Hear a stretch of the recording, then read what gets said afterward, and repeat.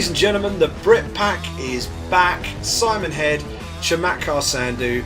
It is episode number 24 of the MMA show that brings you the latest opinion with a distinctly British flavour. Mr. Sandhu, it wasn't a UFC weekend this weekend, but we still have plenty to talk to. Bellator 170 took place at the Forum in Inglewood, California, and possibly not the most stellar event in terms of performances, but we had loads to pick through by the time we got to the end of that. But before we go into that, how's your week been? Yeah, it's been all right. It's really cold in London here in England. For those of you that are listening internationally, it's bitterly cold. It's been interesting and also at times hilarious to follow the inauguration of President Donald Trump. So it was a funny weekend just to kind of from afar see some of the interesting memes and videos and hashtags come out of alternative facts, Sandhu. It's all about the alternative facts. Yes. So yeah, it's been a funny weekend. Just to kind of see some of the things that are happening outside of the sport. I'm not the kind of person that actually follows current affairs too closely because I'm so absorbed into this wonderful sport of ours. But I had a chance to kind of follow some Sky News and some CNN over the weekend, and actually I saw Aziz Ansari's monologue on Saturday Night Live this morning, where he essentially kind of mocks Trump's inauguration, and that's a good shout. If you can find Aziz Ansari's monologue for Saturday Night Live, it's on Facebook, it's on YouTube. I highly recommend it. It's hilarious. So yeah, it wasn't a big UFC weekend. Bellator obviously kicked off their 2017 campaign, and yeah, I'm good. I'm ready to talk about it. Yeah, it was. As I say, being a gap week, obviously we focus predominantly on the UFC. That's the biggest show in town for MMA fans here in the UK, at least.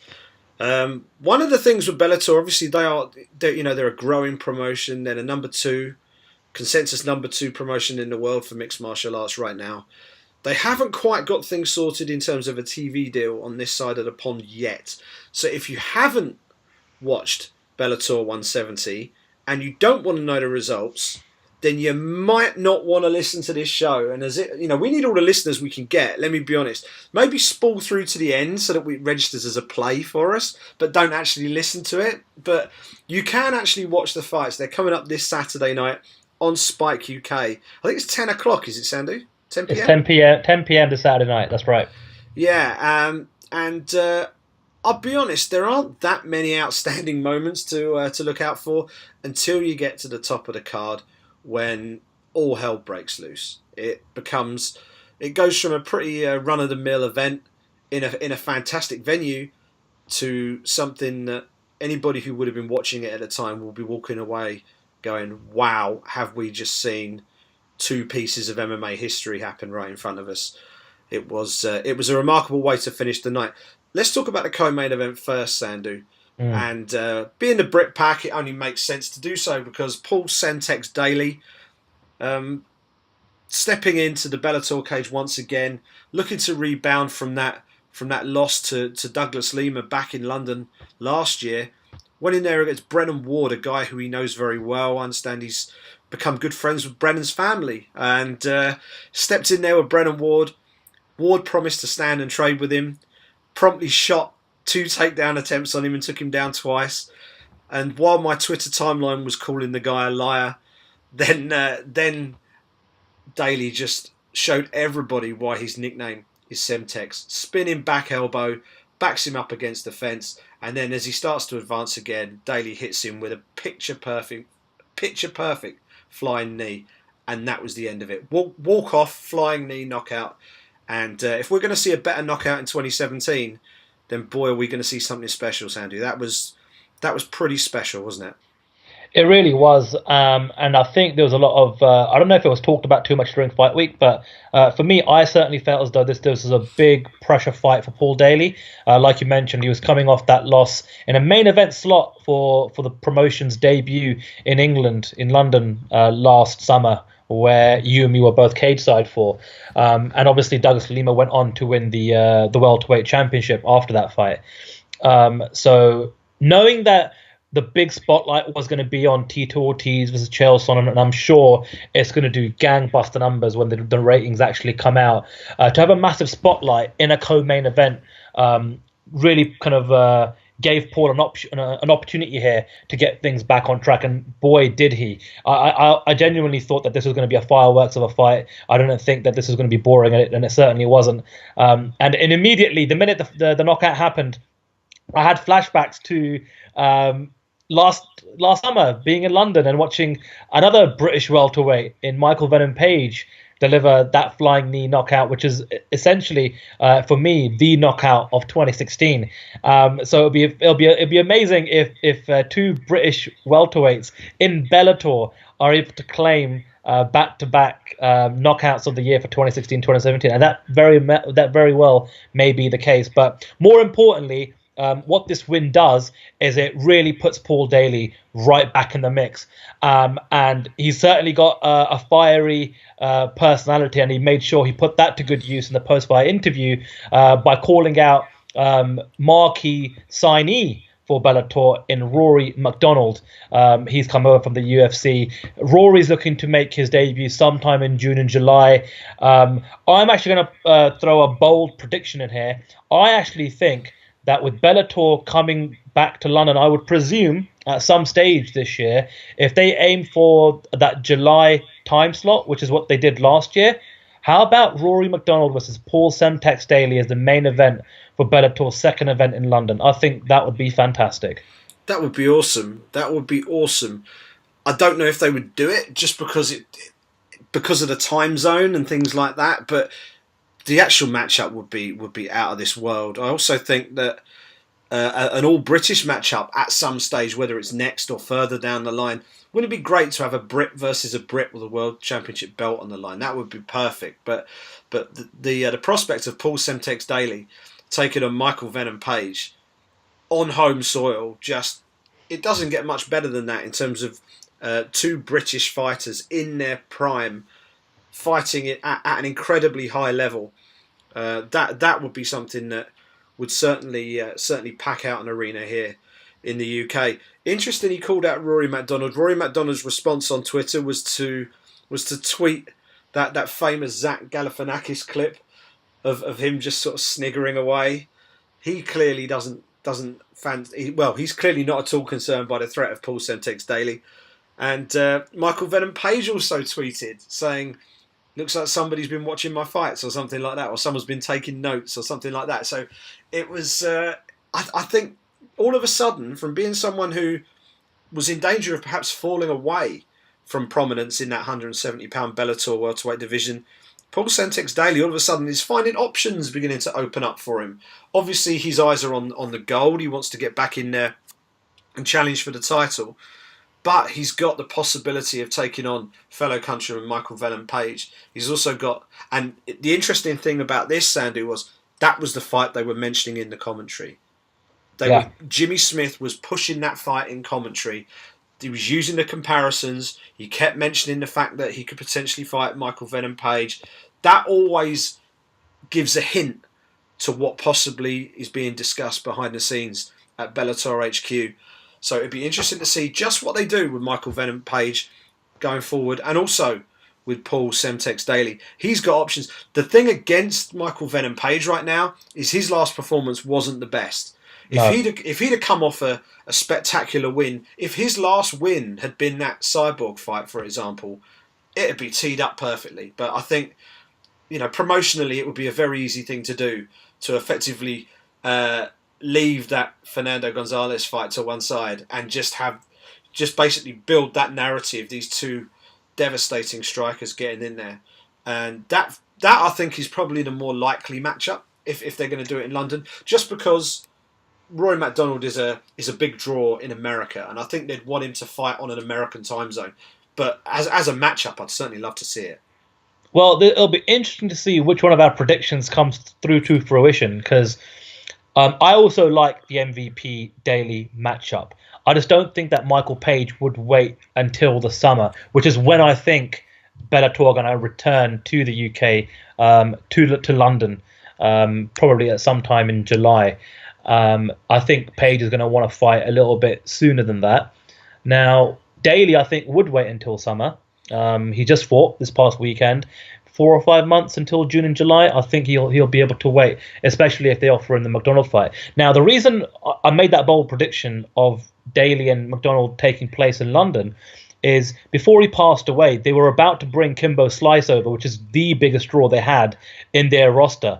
And maybe a lot of listeners in the UK may not know this, but the way Bellator structures their broadcast in the States is they'll have it broadcast at 9 p.m. on the East Coast and West Coast, which means the East Coast gets it live, and then the West Coast gets it on a 2 or 3 hour tape delay.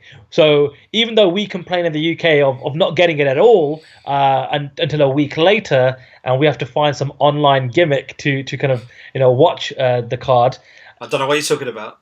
It's not ideal for the US viewers either, especially if they want to kind of interact and engage with the actual fights live. Now, Bellator's response, because John Slusser, the Spike executive, was asked about this in the post-fight press conference. It comes down to ratings at the end of the day, and for them, that format seems to work. So if they did do McDonald versus Daly here in the UK, we'd obviously get it first, and then they would get it about 5 or 6 hours later. But I don't think it would affect their ratings too much. Again, it's not ideal for a global MMA fan base to be interacting and watching a particular fight at the exact same time. But under Viacom's umbrella for Bellator, it seems to do the trick with regards to ratings. So that's the only reason it makes me think that they might bring McDonald over. McDonald also, actually, before leaving the UFC, was scheduled to fight in London and was really pushing for the London card a couple of years ago. It didn't come to fruition. But yeah, the fact that they were willing to put their biggest draw in Kimbo Slice to headline the London card does make me think if they were willing to do it with Kimbo, they'd be willing to do it with anybody else. Yeah, that makes a lot of sense, and I hadn't actually considered that at the time. And good point about Rory almost fighting in London before. Of course, the fight that it looked like they were trying to make at the time in the UFC was him against Hector Lombard. If that fight had been made, we wouldn't have had Michael Bisping versus Anderson Silva, and then we may not have had Michael Bisping versus Luke Rockhold, and we might not even have Michael Bisping world champion. So it's funny how these things sometimes work out. What would have been a fantastic welterweight matchup to head up UFC Fight Night London last year fell through, opened the door for Michael Bisping, and he went on to have a Fighter of the Year in 2016.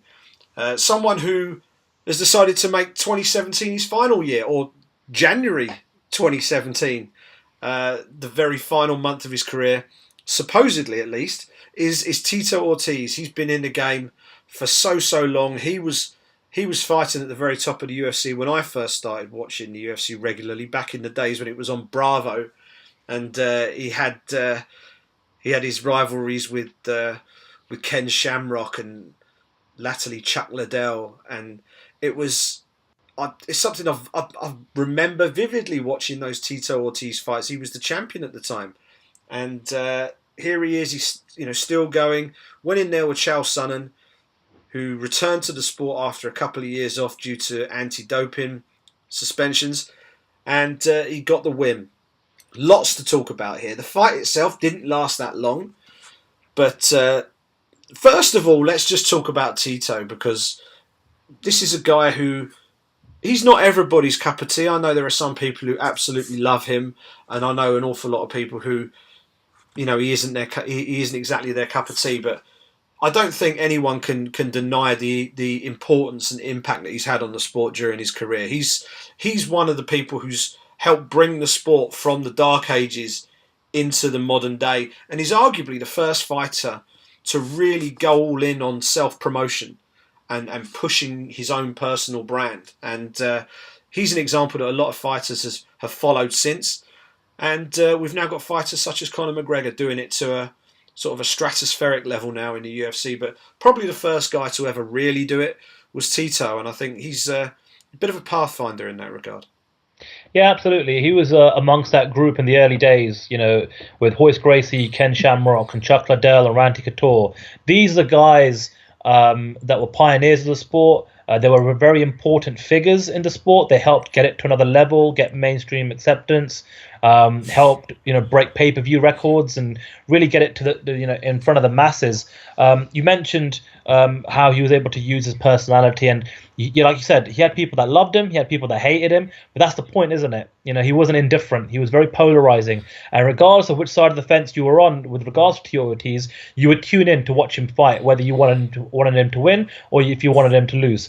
And that's the ideal spot for every fighter to get into, because that's where you become the biggest draw. That's how you make the most money. But even from a technical standpoint, he was one of the guys that was really able to utilize the takedowns and get into mountain position and start to use the ground and pound. He was Mr. Ground and Pound back in the day, And again, this is when the sport was evolving, and all the fighters were starting to figure out how best to utilize all the facets of the game. And it's a near 20-year career. He's had multiple surgeries. He's had his ups and downs with the UFC, Dana White, with the sport itself. He did retire before, but everything that I read, from his performance to his post-fight interview to having his son Jacob leave his Bellator MMA gloves in the center of the cage, all the way to the post-fight interview.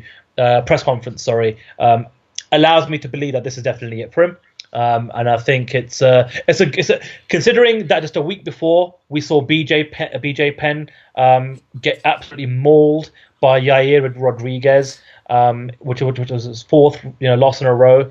It's kind of nice to see somebody who's a little bit older, actually a lot older than BJ Penn, go out on a high note, in a match that was fairly balanced, I thought, in terms of the matchmaking was perfect here. Two guys, seasoned veterans, similar in age, who were able to compete on an even keel, so to speak. And good for Tito Ortiz. He goes out on a high note, and I think that's all you can really ask for at this stage of your career, especially if you're a veteran like Tito Ortiz was. Yeah, 42 years of age. What are we talking about? 32 professional fights. He finishes with a record of 19 wins, 12 losses, and 1 draw. And perhaps crucially, he goes out having been a world champion in the UFC, and he goes out on a win.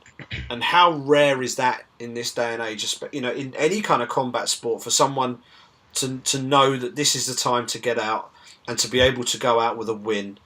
I heard an interview just before we came on with Tim Kennedy. He was on with Ariel, and he obviously knew that his fight with Kelvin Gastelum was going to be his last fight. He knew that going in, right. And he wasn't able to get the win that he wanted, and he wasn't able to go out by putting his gloves down in the octagon and sort of making that grand gesture. You can't really do that when you've just been beat. So it was it's not always easy to know when to hang them up.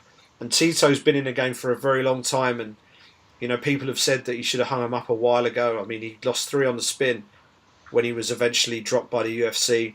That was back in 2012. He's had 4 fights in Bellator, and he's gone 3-1, and his only loss was against Liam McGeary, who won the world title in that fight. So he's managed to extend his career admirably in the last 3 years or so, 3 or 4 years, and he's had 4 more fights. Alexander Shlemenko, Stephan Bonner, Chael Sonnen, all giving him additional wins to add to his record. And I've got to be honest, I'm a Tito fan. He was the first big character in the sport when I started watching it, as I say. And, he was a bit of a bad guy. He was the Huntington Beach bad boy. And then he became the people's champion after a while. And, I think it's the perfect note on which for him to walk away from the sport as a participant. He certainly sounded from his post-fight comments that he might fancy sticking around in another capacity with Bellator, whether it be in some sort of ambassadorial role or whether it be in some sort of like front-facing role, I don't know. But with the wealth of experience that he has, he's got an awful amount of knowledge and experience that I'm sure will be really valuable to some of the young prospects coming up through the field at the Bellator MMA ranks. Let's talk about Chael. Yes. He's been out for 2 years.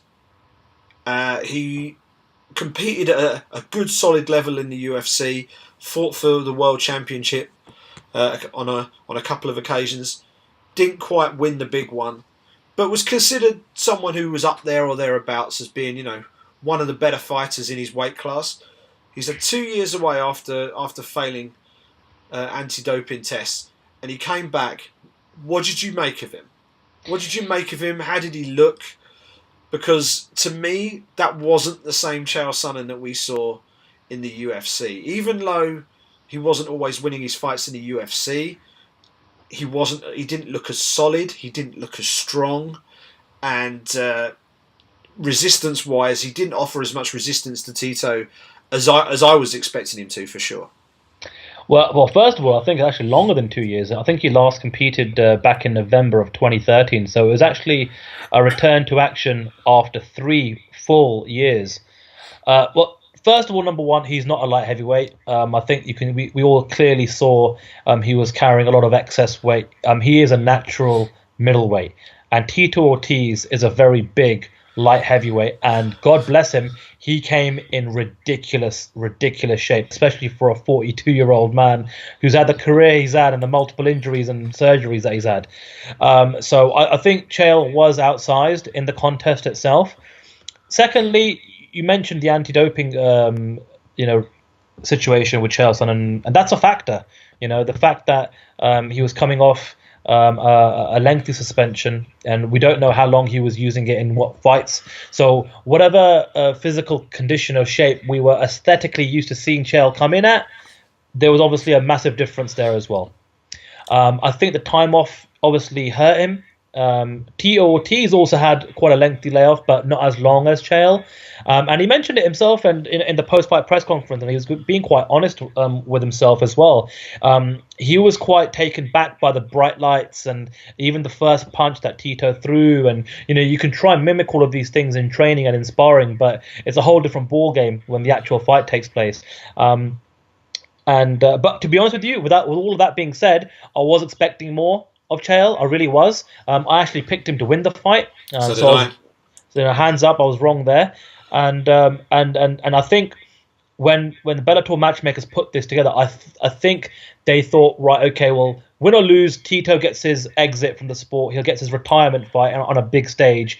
But I think deep down, they would think this could potentially be the platform for Chael to make his big return, make his big comeback, and then he'll call out Vanderlei Silva in his post-fight interview, etc., and really kick off and push off from there. And it didn't go that way.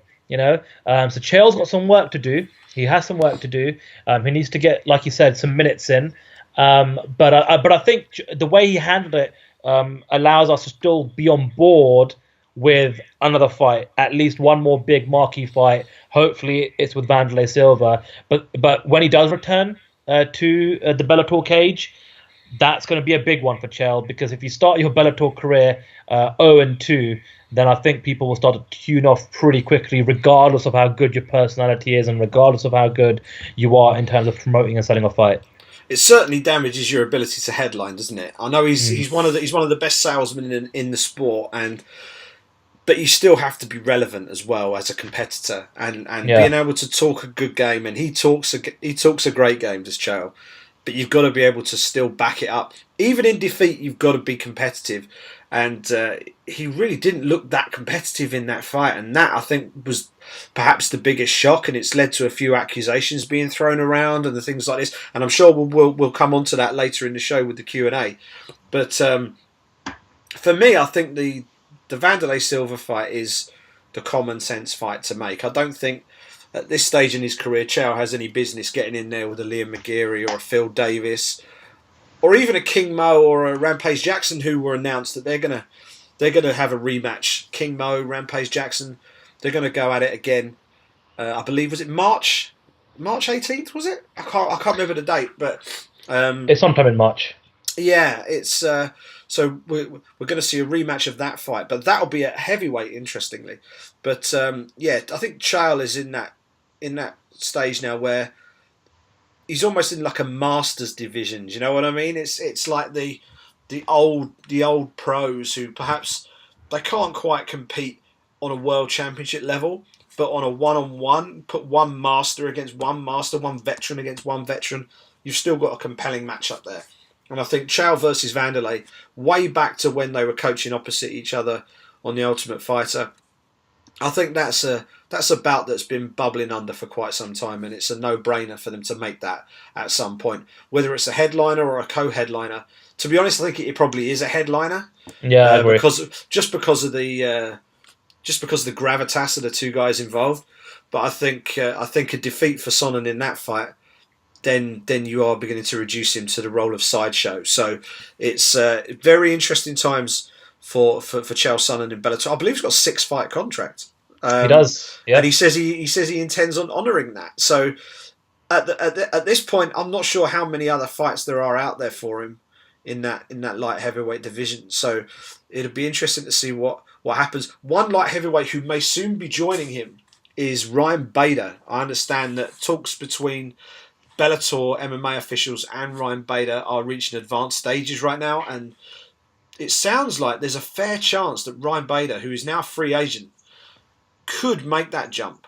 And it's interesting because we've been talking online. I've been answering or trying to answer a few questions on Twitter from a few fans asking about the UFC London card, and people saying who's going to be the main event. And Alexander Gustafsson is a potential fighter on that card and a potential main eventer. But you look down the list of who he could potentially fight, Ryan Bader's probably the most likely name.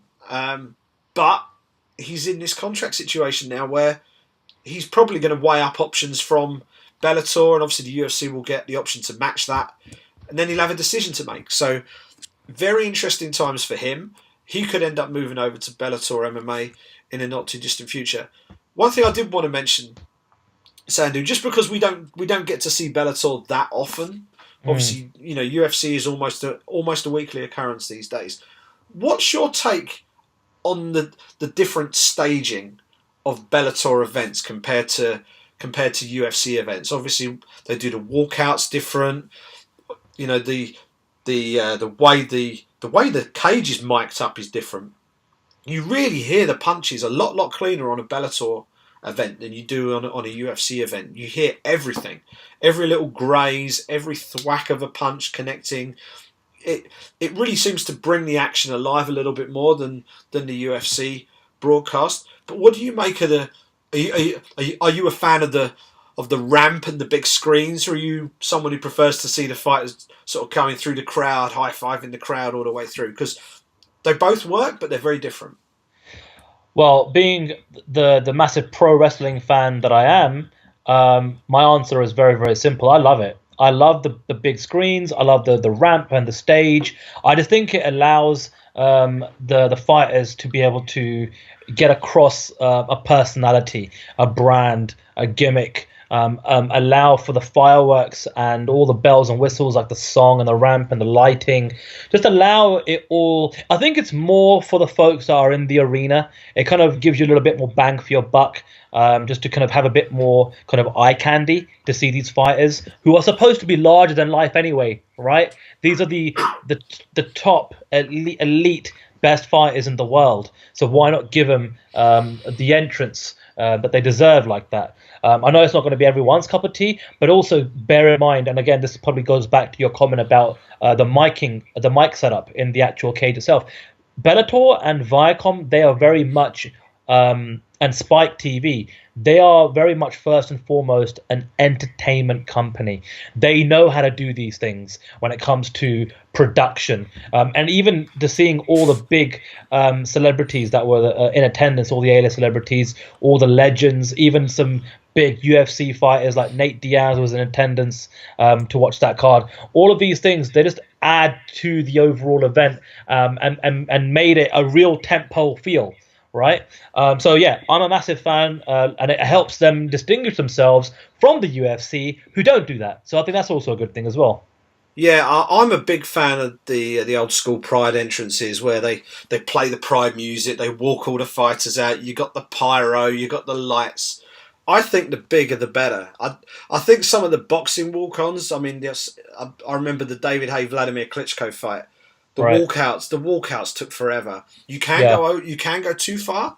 Yeah. But I think when it's done well, and the old Pride era, especially with the Grand Prix and stuff like that, I used to love that. And I would love to see more of that. I think it, as you say, it just adds to the sense of spectacle and the sense of occasion, because you're going to get the fight anyway. The fight's going to happen. We all know this, but the sense of anticipation where you have that huge walkout.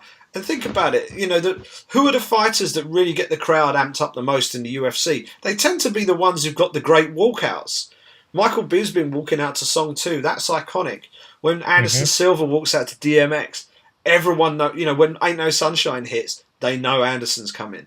And there's countless examples of fighters who've got their own special walkout, and it makes a difference. And I think if the UFC could do something in the next year or so, obviously the Reebok deal restricts that a little bit in terms of what they can wear, at least. But in terms of staging, I think there's scope there for WME IMG to make a few little tweaks and changes. I love what Bellator do. I can take or leave the ramp. I don't mind whether it's whether there's a ramp or whether you go through the crowds. It's just a different aesthetic. But I do think a few more bells and whistles would certainly do no harm. But as a staged event, Bellator 170 gets a big thumbs up. In terms of the fights, yeah, not so much. But we got that spectacular knockout from Paul Sentex Daly. We saw Tito go out on top. And we've got some questions to answer in terms of what next for Chael Sonnen. That was this past weekend, Sandhu. Yes. But the UFC are back next weekend. We've got the UFC on Fox. What number are we on? UFC on Fox 23 in Denver, Colorado, home to my beloved Denver Broncos, who sadly didn't even make the playoffs this year, but we won't talk about that. Valentina Shevchenko versus Julianna Pena is the main event, with a title shot almost definitely up for grabs for the winner. Donald Cerrone, Jorge Masvidal in the co-main. Andrei Arlovski against Francis Ngannou. That is a fight that you do not want to take your eyes off. Alex Caceres, Jason Knight, and a pretty solid looking undercard as well. So let's kick off with the main event, Sandy. Valentina Shevchenko versus Julianna Pena. Striker versus wrestler, basically. Or striker versus grappler. Julianna just wants to take you down and smash you into the dirt. Valentina Shevchenko, great footwork, great counter striker, as we saw in a win over Holly Holm. Holly Holm made Ronda Rousey look pretty amateurish, but then Shevchenko did to Holm what Holm did to Rousey. She just kept catching her with the counter strikes all the way through and picked up the win that has put her within one victory of a title shot. And Julianna Pena, the first female Ultimate Fighter, she has been there or thereabouts for the best part of a year. How do you see this one going? Interesting clash of styles, this one. Yeah, it's a very, very tough one to call, this one, Sai. I'll be honest, I wasn't impressed with Valentina Shevchenko until the Holly Holm fight. That's the fight that really made me look at her and say, wow, because she dominated Holly Holm for pretty much the entire fight. That was a clear, unanimous decision. But with Julianna Pena, she's undefeated in the UFC, first of all, so she's been in there longer than Shevchenko. To be honest with you, I think if I'm the UFC's marketing department, if I'm their matchmakers, and if I'm the owners, the bigger fight potentially for Amanda Nunes's bantamweight championship would be the Julianna Pena fight, because she's been the one that's been making the most noise. She knows how to cut a promo. She's a fiery character. She's a good interview. She's been promoting herself very, very well over the last couple of years, even when she was out due to a horrific knee injury.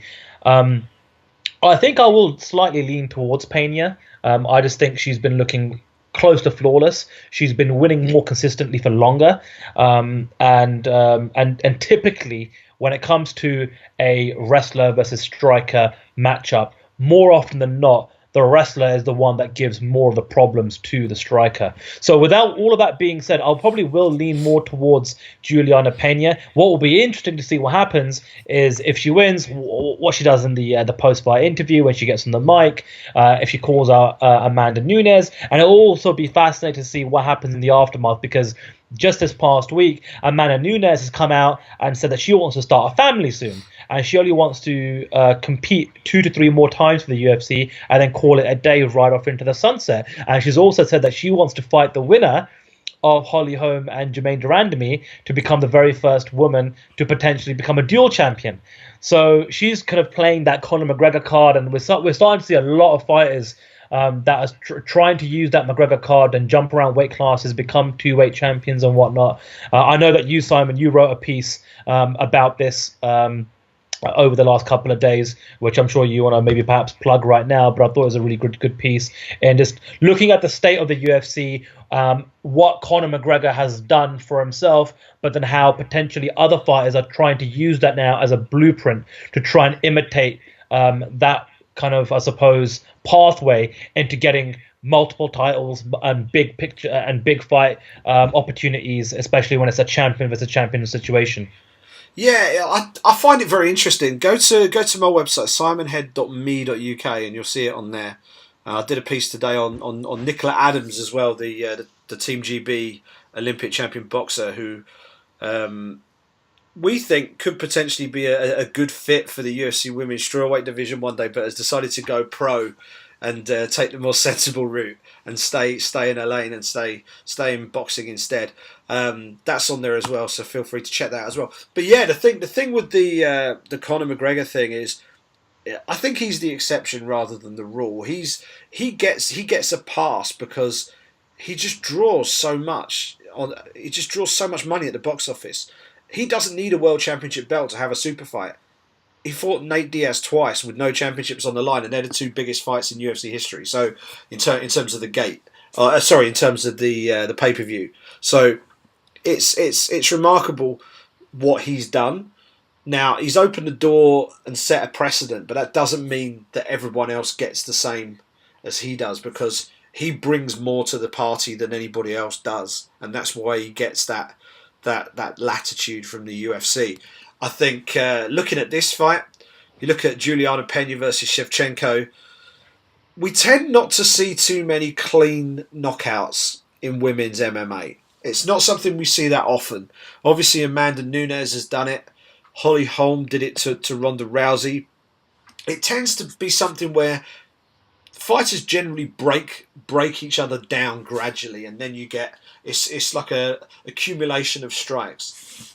And Valentina Shevchenko, I think, against someone like Julianna Pena, is going to find it difficult over a 5-round course. I think Julianna Pena is just going to be in her face. She's not going to allow her any space to use her kicking game. She's not going to be so far away that Shevchenko can pick her shots. Unless Shevchenko can connect clean and do damage with individual shots as Pena comes in, I think Pena can walk through strikes, take a little bit of damage on the way in, take her to the mat, and I think once she gets her down, her top game is so strong. She's got such a good base that I can see her grinding out 5 rounds, either going to decision or maybe getting a stoppage heading into the later rounds. But I think it's Pena's fight to win, and I agree. I think that's the more compelling matchup. We've seen Amanda Nunes versus Valentina Shevchenko before. That was an interesting fight. I was at that fight at UFC 196. And had that fight gone more than 3 rounds, Valentina Shevchenko would have won the fight, because Nunes was running on fumes in the 3rd round. She started fast, won the 1st round easily. 2nd round was kind of close, but she just about edged it. But from the start of the 3rd round onwards, it was all Valentina Shevchenko. Shevchenko versus Nunes over 5 rounds would be fascinating to watch. But I think in terms of a sellable fight, I think the Pena fight will probably edge it. But yeah, if I'm Amanda Nunes, I think if you can finish off the winner of this fight, then I think you've got a compelling argument to go up and have a go at the featherweight champion. But I think she's got business to attend to in her own division first. So it's going to be interesting to see how that one goes.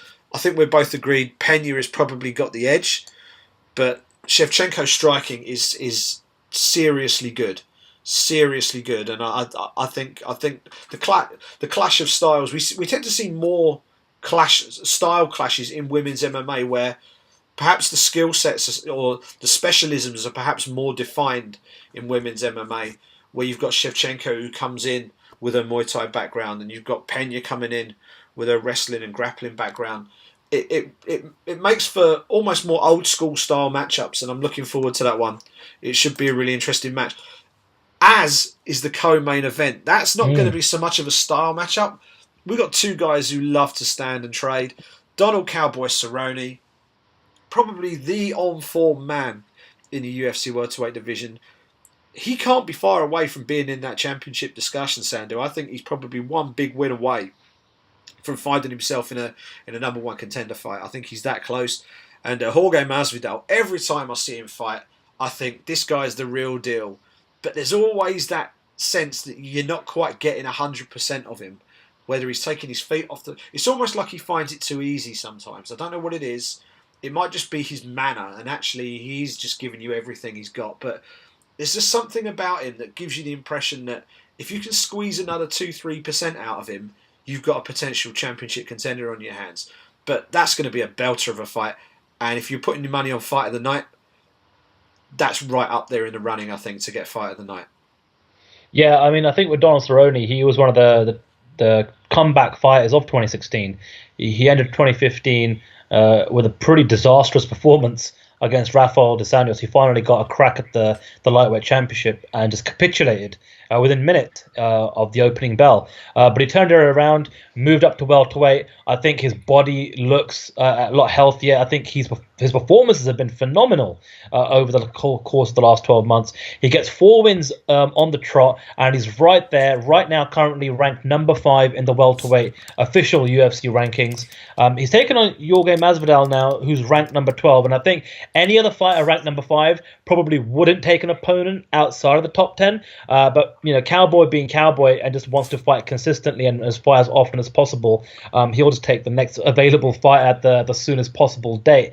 But I agree with you. I think a 5th straight win for Cowboy, and he could be right in the running. I've got a sneaky, suspicious feeling that with Donald Cerrone fighting this weekend, should he win, I think that might set him up to take on perhaps a Nick Diaz, maybe a Robbie Lawler, or maybe even a Damian Maia at one of the forthcoming big blockbuster pay-per-views we've got coming up in the next couple of months. We know that Cerrone likes to fight, very, very quickly, on quick succession. And we know there's a lot of big name welterweights out there that are itching to get back into a big marquee fight. So, again, if things go well for Cerrone this weekend, I think that'll set him up with a big marquee fight that I think could potentially be a title eliminator for whoever wins between Woodley and Thompson. So yeah, I'm looking forward to the fight. I think Jorge Masvidal is a game opponent. I think it's going to be a cracking fight. I will be picking Cerrone to win. I just think the guy's been on fantastic form, and I think this is the right weight class for him. He's got the experience, he's got all the tools and the skill set. So I'll be picking Cerrone to win this fight. He's a prime example of a fighter who has moved up to fight in his natural weight class, and he's experiencing all of the benefits of doing so. He always looked quite tight at 155 pounds. He looks solid at 170, and I think we're seeing the best Donald Cerrone we've ever seen in the UFC, and that's saying something because he's delivered some real eye-popping performances as a lightweight. As a welterweight, I think he's on another level altogether, and in that welterweight division there are options galore. I mean, you put Donald Cowboy Cerrone opposite anybody in that UFC top 10 and you're going to get a great fight. You really are going to get a great fight. The fight, if I could just put my fantasy matchmaking hat on, and it's probably the least likely fight to happen because I'm sure they've trained together in the past, but the thought of Cowboy Cerrone and Carlos Condit in a and you'd put those two in a 5-round Fox main event. That would just be, that's fight of the year material. Before a punch is thrown, you just know that fight is going to deliver. And I think Cerrone Masvidal is going to deliver on Saturday night. Cerrone just delivers every time you put him in there. Masvidal, he's looking to really make a statement. If he can beat Donald Cerrone in the form that Cerrone's in, then Masvidal is all of a sudden right up there. and needs to be taken incredibly seriously as a legit contender. Looking at legit contenders, we've got a former world champion taking on possibly the scariest European contender in any weight class right now. Andrei Arlovski, former UFC heavyweight champion, of course, taking on Francis Ngannou from France. And honestly, I can't put into words just how impressed I was by Francis Ngannou's last performance. We didn't expect him to go out there and win by submission. He's a knockout artist. Yes, he has won by submission before. He won back-to-back submissions before he got into the UFC. But this is at an altogether different level. And the manner in which he did it against Anthony Hamilton, whose grappling isn't bad. Anthony Hamilton is someone who's got a little bit of grappling in his game. And the way he basically kimura'd him standing, and then basically took him off his feet, took him to the floor, and it was just scary power. When you talk about scary power, normally you're talking punch power. But just the way he just grabbed another heavyweight's arm and was just able to literally drag him to the mat and finish him in an instant was frankly pretty terrifying for the rest of the UFC heavyweight division. He's still quite raw. He's 9-1. But he's going in there with a very, very seasoned guy in Andrei Arlovski. Is this going to be Francis Ngannou's coming out party? Or is his momentum going to be checked a little bit on Saturday night? What do you reckon? I'm not sure how I feel about this matchmaking, to be honest, Si. You got Andrei Arlovski coming off 3 straight losses, 2 of them by knockout, 1 by submission. And he's coming up against a young, hungry heavyweight in Francis Ngannou, who's undefeated in the UFC thus far, has been looking very, very scary. I mean, I think if Andrei Arlovski is going to win, he'll have to use all of his veteran prowess and experience, because I think when it just comes to sheer manpower and skill and ruthless aggression, I think Francis Ngannou has that in spades. He is a specimen of a man, and so is Andrei Arlovski, to be fair. I mean, and we are talking about heavyweights here at the end of the day, and I guess from a rankings perspective it makes sense. Ngannou's number 10 right now, Arlovski's number 7, but boy, have they kind of really given Andrei Arlovski a real big tough test here. I don't think it's going to go well for Arlovski, just given how he's performed in his last couple of outings. And Ngannou's definitely the guy who's on the up right now. I'm definitely picking him to win this fight. This might even be Arlovski's last fight in the UFC. I mean, the heavyweight division tends to keep a lot of these big names around because it's not exactly the deepest of divisions. But when you're coming off 4 straight losses, and again, if his loss to Ngannou is again another a loss by finish, then that'll be 4 straight, and what do you do then? It's a tough situation for Arlovski to be in. And again, we spoke about it earlier on the show, how so many guys that have been around the sport for such a long time, very few of them get to go out on their terms and on a win and on a high. So it'll be interesting to see what Arlovski does, whether he wins or loses. I'm definitely not picking against Ngannou, at least not at this particular juncture in his career. I'm picking him to win by finish. Yeah, I've had the pleasure of watching Francis Ngannou fight live and in person, and as you say, he is as imposing a specimen as you'll see in the UFC. He fought on the same card as Derek Lewis, and Derek Lewis is a big, scary man. Francis Ngannou is equally big, equally scary, but he also looks like he's been cut from rock. He looks like an action figure, and he's just all power. But the way he went in there and showed additional layers to his game in his last fight makes me very excited for what he could potentially become in the UFC's heavyweight division. The danger here, of course, is you mentioned it isn't the deepest of divisions, and if he gets past Andrei Arlovski, he's going to find himself running into more former world champions, highly ranked guys, people who are very, very seasoned and perhaps have a little bit more of their career still to go than maybe Andre has, and that's going to be when he comes up against the real tests, because he's going to come up against the real big hitters. Andre Arlovski can still drop and finish a good number of the heavyweights in that top 10, and we remember back to that fight with Travis Brown, which was just a wild brawl, and he ended up winning that fight, one of the fights of the year a couple of years back, against Francis Ngannou, who we've never really seen get hit. That's the one thing I'm going to be looking out for. If Arlovski can beat Ngannou to the punch and land early, that's going to be an interesting thing to look out for, because Arlovski can bang, and if he can land clean on Ngannou, it'll be interesting to see just how well the big Frenchman can take a shot, because he's going to need to be able to as he starts to move up the ranks. But like you, Sandhu, I'm leaning towards Francis Ngannou for this one. I don't think it's going to go the distance. And I think this could be the next rung on the ladder for a very, very exciting contender. The final fight on the main card, Alex Caceres versus a guy, I don't think it's his official nickname, but Jason Knight goes by the unofficial nickname of Hick Diaz, which is absolutely brilliant. He likes to trash talk people during fights. He doesn't mess around. Alex Caceres is obviously very flashy, very exciting to watch, and seems to be improving as he goes along. He lost a split to Yair Rodriguez, and everyone's high on Yair Rodriguez right now. He took him to a split decision.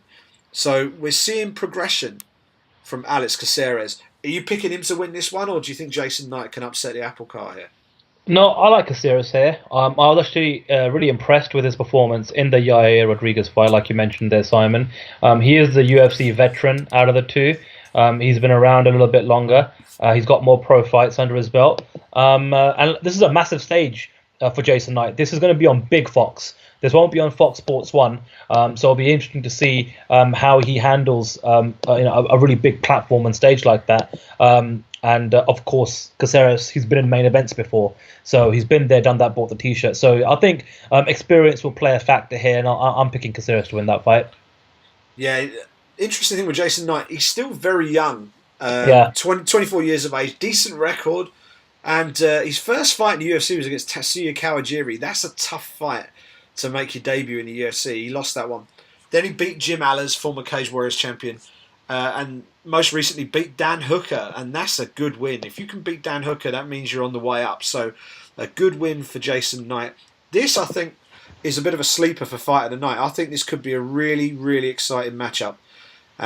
Interesting card placement as well, giving Caceres some main card shine as well. When you consider the fights that we're about to mention, we won't go through the entire card in detail, but I do want to talk about the next two.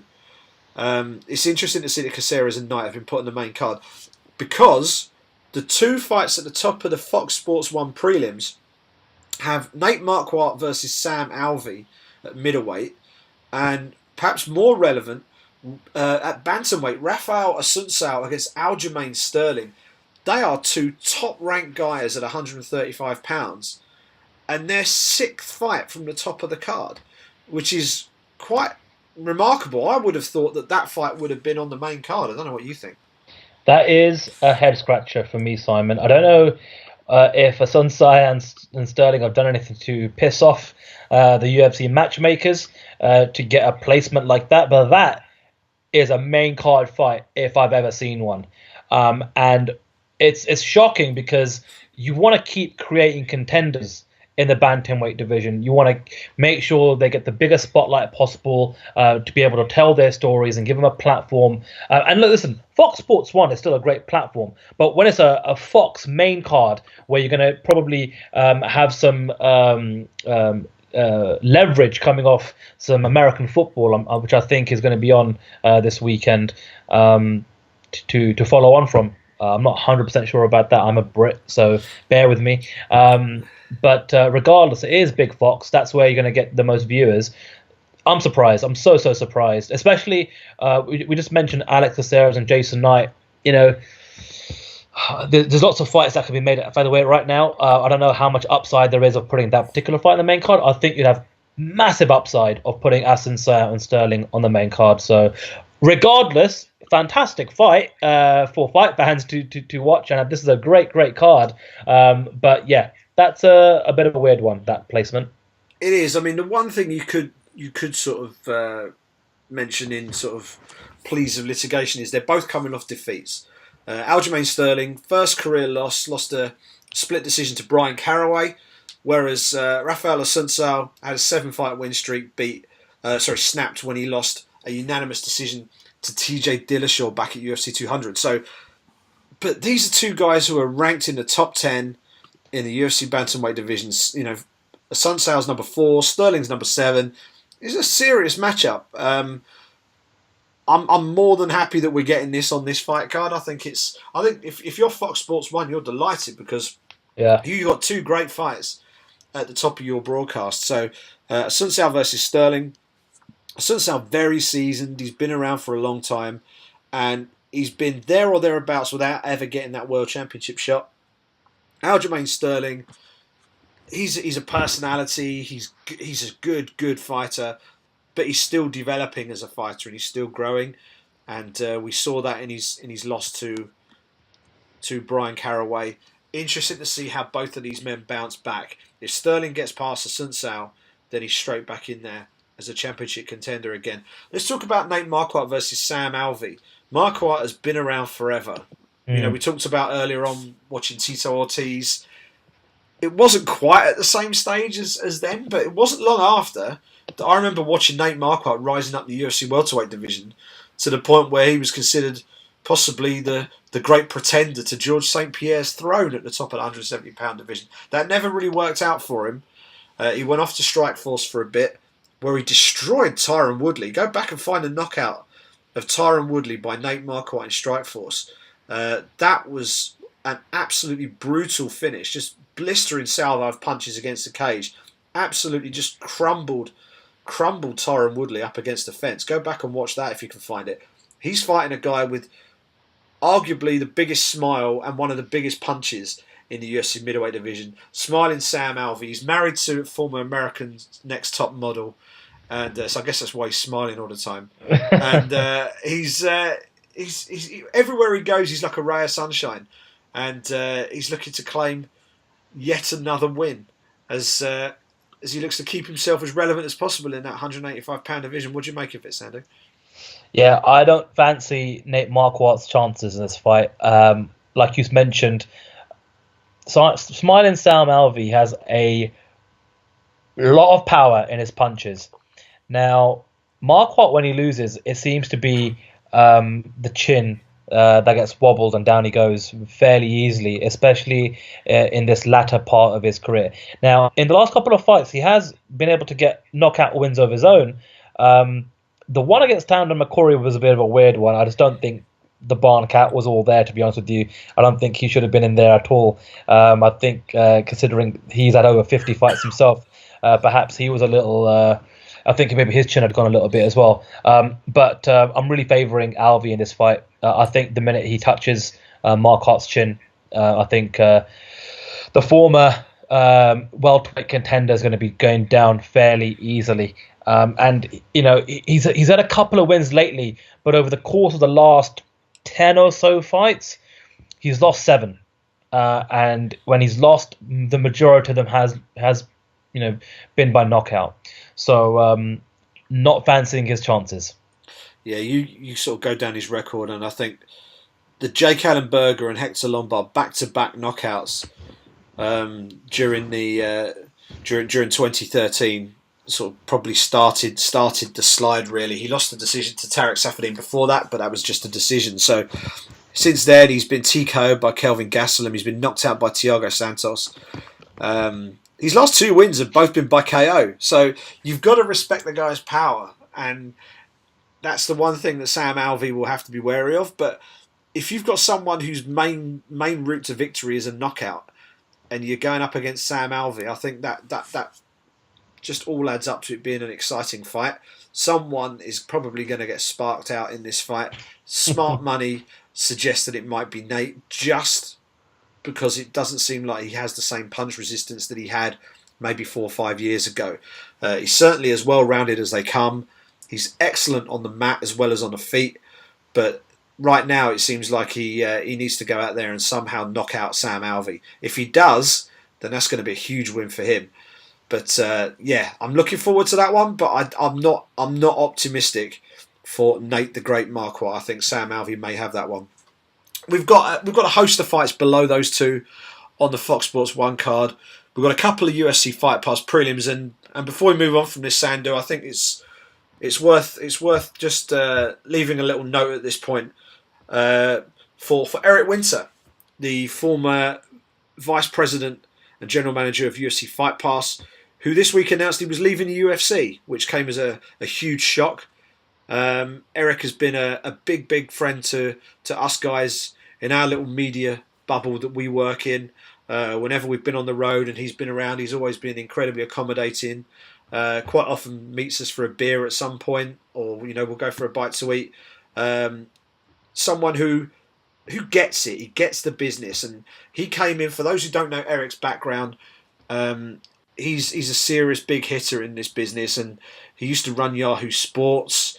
He's worked in on the cable side of things as well. He struck a lot of deals with the UFC back in those days. He actually he did a big deal with the UFC on Yahoo Sports back in the day. They brought him on to run UFC Fight Pass, and they turned what was a bit of a flaky initial launch into a really well-produced, slick platform. They've got a host of promotions, live streaming events on there. You've got unique content on there. It's now a product worthy of the name and worthy of a monthly subscription, whereas perhaps when it launched, it maybe wasn't. And a lot of that is down to the driving force of Eric Winter, who not only has obviously led the brand and led the product forward, has been very public facing with it. He's been more than happy to engage with fans on social media. He held regular emporiums, is that the word I'm thinking of?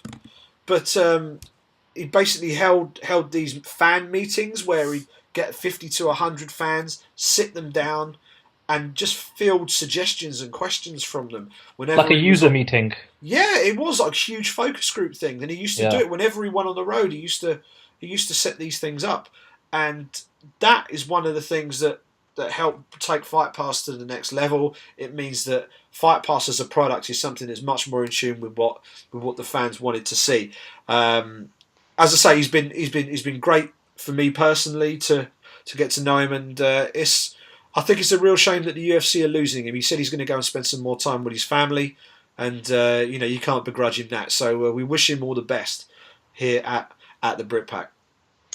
I mean, I'm not in the rat race of breaking news, but I actually was the one that did break this particular one, and it's just one of those weird ones where where you and me are in our career, Simon, we're connected with a lot of people in the industry through a lot of different social media platforms. It could be Instagram, it could be Twitter, it could be Facebook, it could be LinkedIn, Snapchat. There's a lot of ways we're connected with fighters and agents and people in the business. And I just happened to be kind of scrolling through my Facebook feed, and he had just posted his message, and that was the platform he chose to announce his departure from the UFC, and I was the first one to see it, so I obviously broke that particular bit of news. But that's beside the point. I mean, for me, again, a part of the gig here, Simon, is for us to speculate. And again, I'm just speculating here. I've got a feeling, just given what we know and how well we have got to know Eric over the years, I think this is a premature departure. I think he had a lot of plans, a lot of things that he wanted to do with the service and with the product. A lot of things. I think with WME IMG making a lot of cuts over the course of the last six or so months, and a lot of top level executives and a lot of staff being fired, we have seen a lot of executives go of their own, leave on their own accord, quote unquote. But that may have just been a goodwill gesture by WME IMG to allow them to exit in that manner. Again, that's just my speculation. Officially, it's Eric that's announced that he's leaving, and that's his decision. So that's all we can go by, right? But a part of the gig here is to speculate. Now, with that being said, I concur with everything you said about him, and what he's done, not only with the product and the service and what he's turned UFC Fight Pass into, but yeah, he was a great character to be around in the business and in the industry, especially for the European media guys, because a lot of the European shows were the Fight Pass exclusives. And it does make me start to think, what are WME IMG's plans for UFC Fight Pass moving forward? Now, what we've seen over the last couple of years is we started to see the featured Fight Pass prelim get a lot of shine, get a lot of promotion with the two fighters that were involved in that particular slot. Now, looking at this particular UFC Fight Pass featured prelim, it's Marcus Rogerio de Lima versus Jeremy Kimball. I haven't got a clue about their story, Simon. I don't know anything about their background, their past, unless I do some serious digging here, right? And from a casual fan perspective, there's been no build-up. So that's a big red flag for me, where for a certain period of time, they had started to turn things around by having a very well-promoted Fight Pass featured prelim. That's now gone. I haven't really seen that a lot lately, right? So now with Eric obviously departing, we haven't heard anything about his potential replacement. We don't know what the future plans are for UFC Fight Pass. And again, this could all be packaged into the long-term strategy with the TV rights being up for grabs by the end of the year. Whether they take the 2 or 3 Fight Pass exclusive events that used to be a part of the offering and actually turn them into part of the overall TV package or the pay-per-view numbers. There's so many things that are going on and that will be going on this year. And who knows if Fight Pass is even going to still be around, or whether they're going to use it as a platform to try and get other content partners involved with. So it's interesting times. But it is a constant stream of revenue for the business, you know. And the only thing we can compare it to is the WWE network, which got off to a bit of a slow start, but now that network is really starting to come into its own. I'm a subscriber. I watch a lot of the content there, and they've got over 1.5 million subscribers, which is a great number. And they're still expanding into new territories. They're still adding a lot more content to the network. So that's more of a kind of, I suppose, piece on the actual product and the service moving forward. But to bring it back to Eric Winter, I think his legacy is well intact, in a positive state in terms of what he was able to do in the short amount of time he was with the company, and the task he had, especially when it's a brand new product just being launched. So tip of the hat to Eric Winter, and hopefully we'll see him somewhere down the road. Absolutely. And you made some really good points about Fight Pass and its potential future as a platform. And one of the big things with the WME IMG acquisition of the UFC is they're now in a position where they're looking to maximize their revenue, and the TV deal is probably the number one thing. Pay-per-view is a strand that they have, and they're going to look to maintain that. One would assume it's their main revenue generator, but the next thing has got to be the linear TV deal. Now, they're going to be asking probably for a fair whack more money than last time round, because they've got $4.2 billion to try and recoup. So they need to value their broadcast rights as high as they can. Now, if you're offering exactly the same product, then that's a tricky sell. What you can do, obviously, is you can create more value, and maybe, I don't know how much value you can create by adding a couple of extra fights to the pot each time. But the other thing, of course, is they're looking to cut costs, and UFC Fight Pass, I would think, costs a reasonable amount of money to run. There's an awful amount of upkeep and hosting and storage and all that sort of stuff that would need to be done. There's a lot of an awful lot of work that goes in. Certainly when they initially acquire the rights to a promotion, take the old Cage Rage archives, for example. A lot of those came in on VHS tapes, I believe. Yeah. So you can imagine they've got to remaster all that footage. They've then got to catalogue it. They've then got to arrange it. They've got to transcode it. They've got to get it up onto a server, and then they've got to package it together. So, and they've got countless promotions. The big question, and of course we don't know the answer to this, how many people are watching these things? Mm-hmm. That's what we don't know.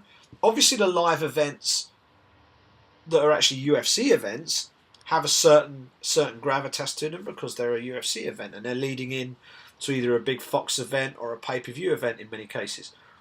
But some of these other events, particularly the smaller ones, I mean, shows like Cage Warriors and things like that, you would think would get a relatively healthy viewership because they're a well-known, established brand. But take something like the Alaska Fighting Championships, for example.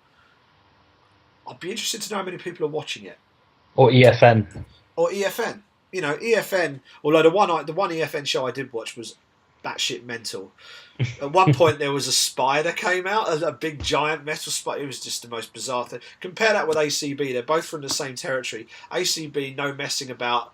They've got the fighters in the cage for the next fight before the fighters from the previous fight have left.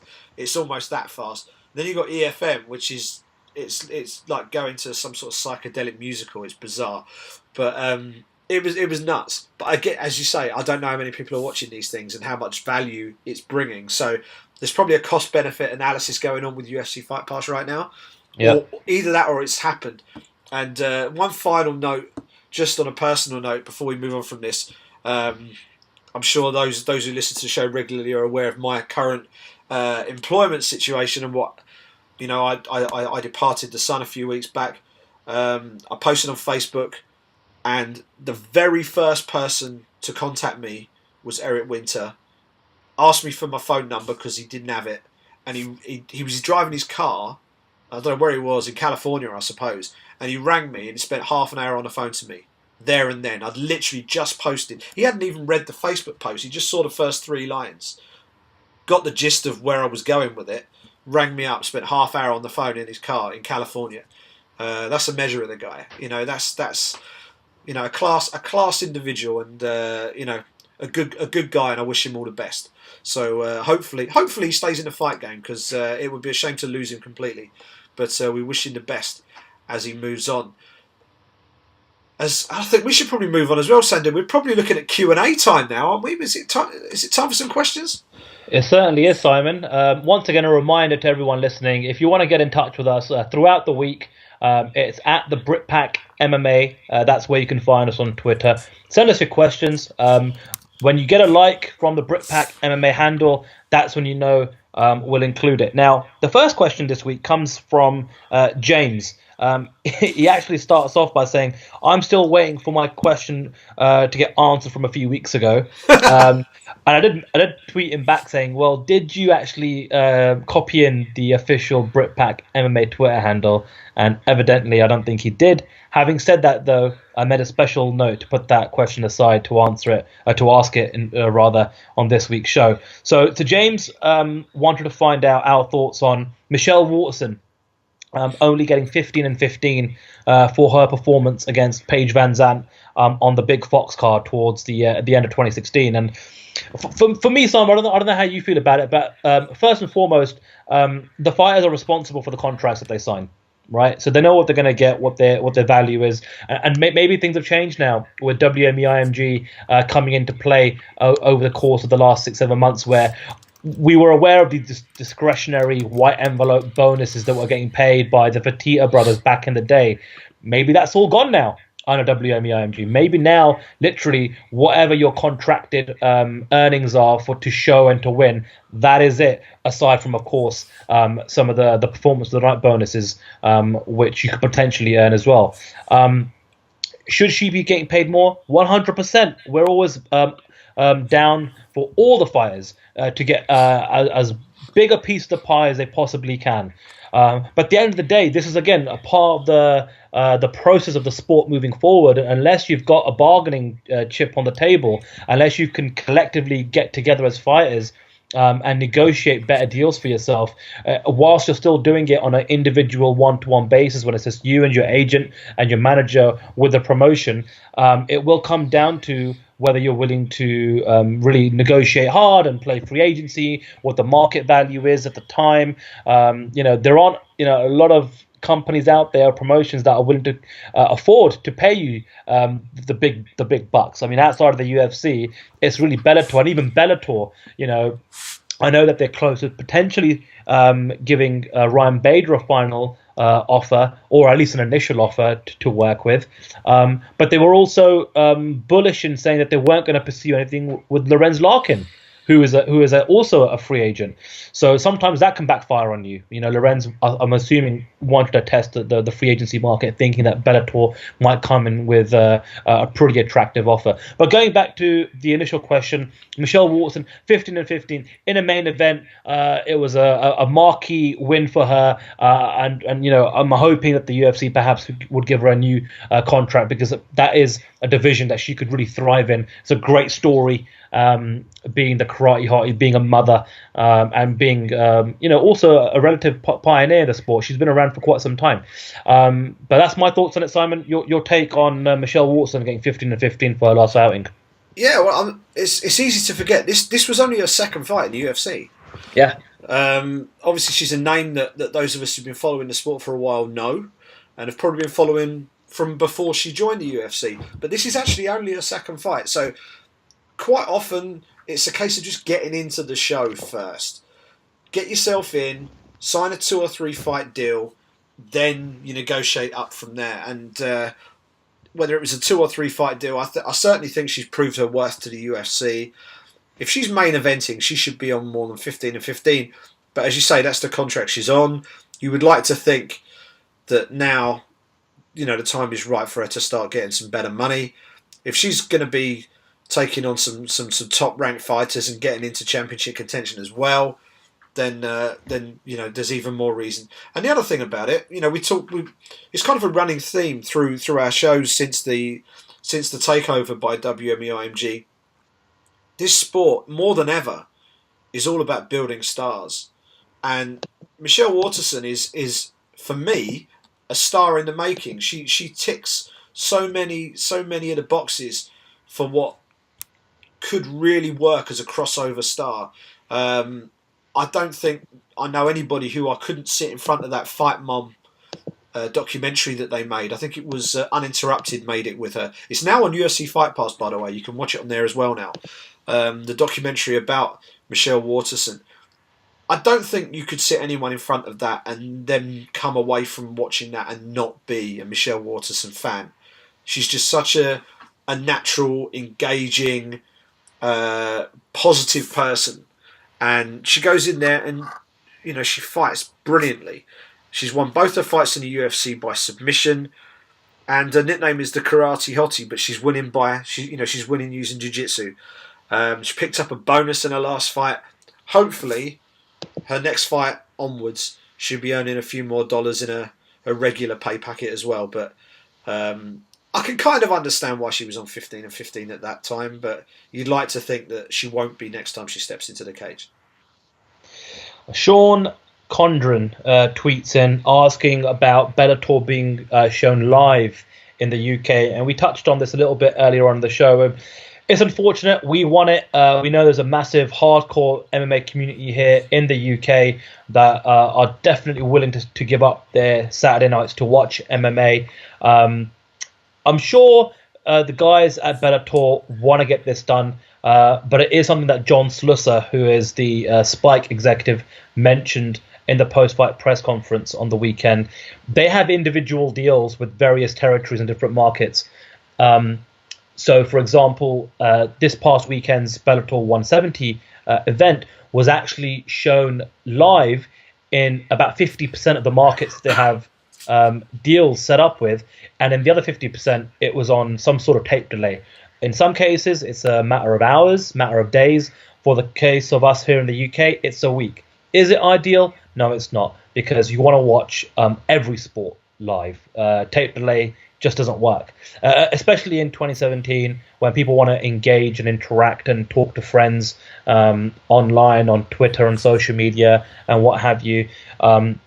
It's something that I know that you, me, Simon, we're going to constantly keep bringing up when we see the Bellator PR guys pop over here to the UK. And I suppose the only thing that the fans can do is keep making some noise about it. Let them know, find out their handles, the Bellator and the Spike handles, at Scott Coker. Let them know the frustrations of not being able to watch their product live. I suppose for them it's a good problem to have because it shows that there are fans here that do want to watch their fights live. Hopefully, fingers crossed, this is the year that they can finally get it done. Whether that's with Channel 5, whether that's with Spike UK, whether they can parlay that with some of the big BAMA events that are being shown on TV here in the UK. That would be the thing that I think makes the most sense. But yeah, at the moment, it's still on a week by week tape delay, which is just unfortunate. Yeah, I received a few messages, as I'm sure you did as well, Sandhu, during the night, and someone said, but they're only showing teleshopping right now, which was true. They were showing teleshopping, but while the majority of us think that teleshopping is an absolute waste of time and a pile of crap and is literally just a space filler, a contract will have been signed for that teleshopping to be there.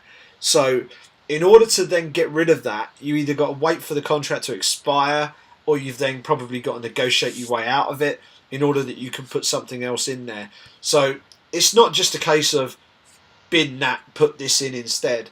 As much as that would be easy to do, if there were no contracts involved, there are contracts involved in these things. So it's a tricky situation. And having worked at BT Sport, and I've spoken to the schedulers there on many occasions, especially early on when I was helping them to implement getting the Ultimate Fighter shown as a simulcast with US TV and things like that, and we were looking at what was on the schedule. I'm like, okay, surely you can move this, and they're like, yes, we can move this, but we can't move that. And it was all about contractual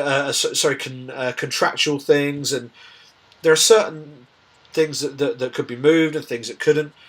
But when it comes to things like teleshopping or Super Casino and things like that you get on ITV, these things are bought and paid for to be in a certain time on a certain channel. So it's not as easy to just bin them off, which is a shame, because I'd much rather watch live fights than someone trying to flog a diamond necklace. But but it's what they have. So I think we need to be a little bit patient.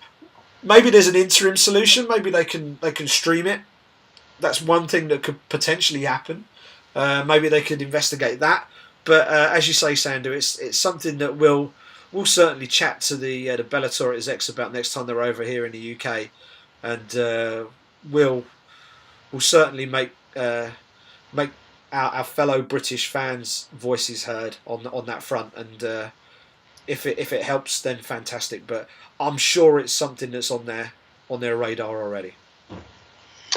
Sonny Danjal tweets in and says, do you think Bellator will sign Mike Goldberg? And he compares it to WCW back in the day signing Bobby the Brain Heenan, which is an interesting comparison. I think so. I think, if I'm Bellator, I'm signing Mike Goldberg, even if that means them having to create a 3-man commentary team. I think Mike Goldberg, there's a lot of familiarity there with MMA fans. They're used to his voice, they're used to his spiel and the way he provides the presentation. And I think he'll be. He's got a lot of experience, and obviously, now that he's out of the gig with the UFC, he's essentially a free agent. So I don't think you'd have to break the bank too much to sign him, because I don't know what other gigs he's got lined up, right? So yeah, I think it'd be a pretty decent move for Bellator to sign him. So yeah, I absolutely agree. Simon, what do you think? Yeah, I do. I think the main play-by-play guy for Bellator right now is a guy called Sean Grande, who it's kind of like a side gig for him. His main gig is as the play-by-play guy for the Boston Celtics in the NBA. That's his gig. He's the voice of the Boston Celtics, and he does a bit of Bellator on the side. And he's not the first guy they've had. They've gone through a few different commentators. Sean Wheelock used to do it. He used to be quite good, Sean Wheelock. I didn't mind him. I think, and of course, John Anik back in the day used to commentate play-by-play for Bellator MMA back in the old tournament days. So they've been through a few play-by-play guys. But what they don't have, in my opinion, and with all due respect to Sean, who's in position right now, they've not got that sort of iconic voice. And I think while a lot of people have been very quick to give Mike Goldberg some stick down the years, I think it would be widely applauded and widely welcomed if they got Jimmy Smith and Mike Goldberg side by side in a commentary booth for Bellator MMA events. I think it would actually make for a really good high energy commentary team. I think they would work really well together. I think it would elevate the fights, and I think it would work. And it was interesting hosting the Bellator MMA prelims was Jen Brown, who regular fighters of UFC Fight Pass will recognise. She was a regular host of UFC Now, and she was very much open in the way that she was saying how pleased she was to have joined the Bellator family. So I'm guessing that's another person who's left UFC Fight Pass, Sandhu. So, maybe the theory about Fight Pass being maybe marginalised or run down might not be too far from the truth. Jen Brown, one of the main presenters on one of the biggest shows on UFC Fight Pass, has left and is now hosting the Bellator MMA prelims and will be doing so on an ongoing capacity moving forward. She was very clear to say that as well. But in terms of Mike Goldberg, absolutely, get him in as soon as possible. I think that would be a no-brainer signing for them. RG tweets in and says, I hesitate to ask, but thoughts on the T-Wood race issue. So if anyone that hasn't heard or read some of the comments that Tyron Woodley made in an interview with ESPN last week, he said the two main takeaways and the two main sound bites were him basically saying that he felt as though he was the worst treated champion in UFC history, and essentially he cited the complexion of his skin as being one of the causes for it. So, really, really sensitive topic and issue to try and dissect and talk about. But just initially, Simon, what were your initial reactions to hearing him say those things in that interview? Well, the thing with racism, and it's something that a lot of people get wrong about racism, it's not about whether you think it's racist. It's about what the person on the receiving end makes of it. Are they feeling marginalised?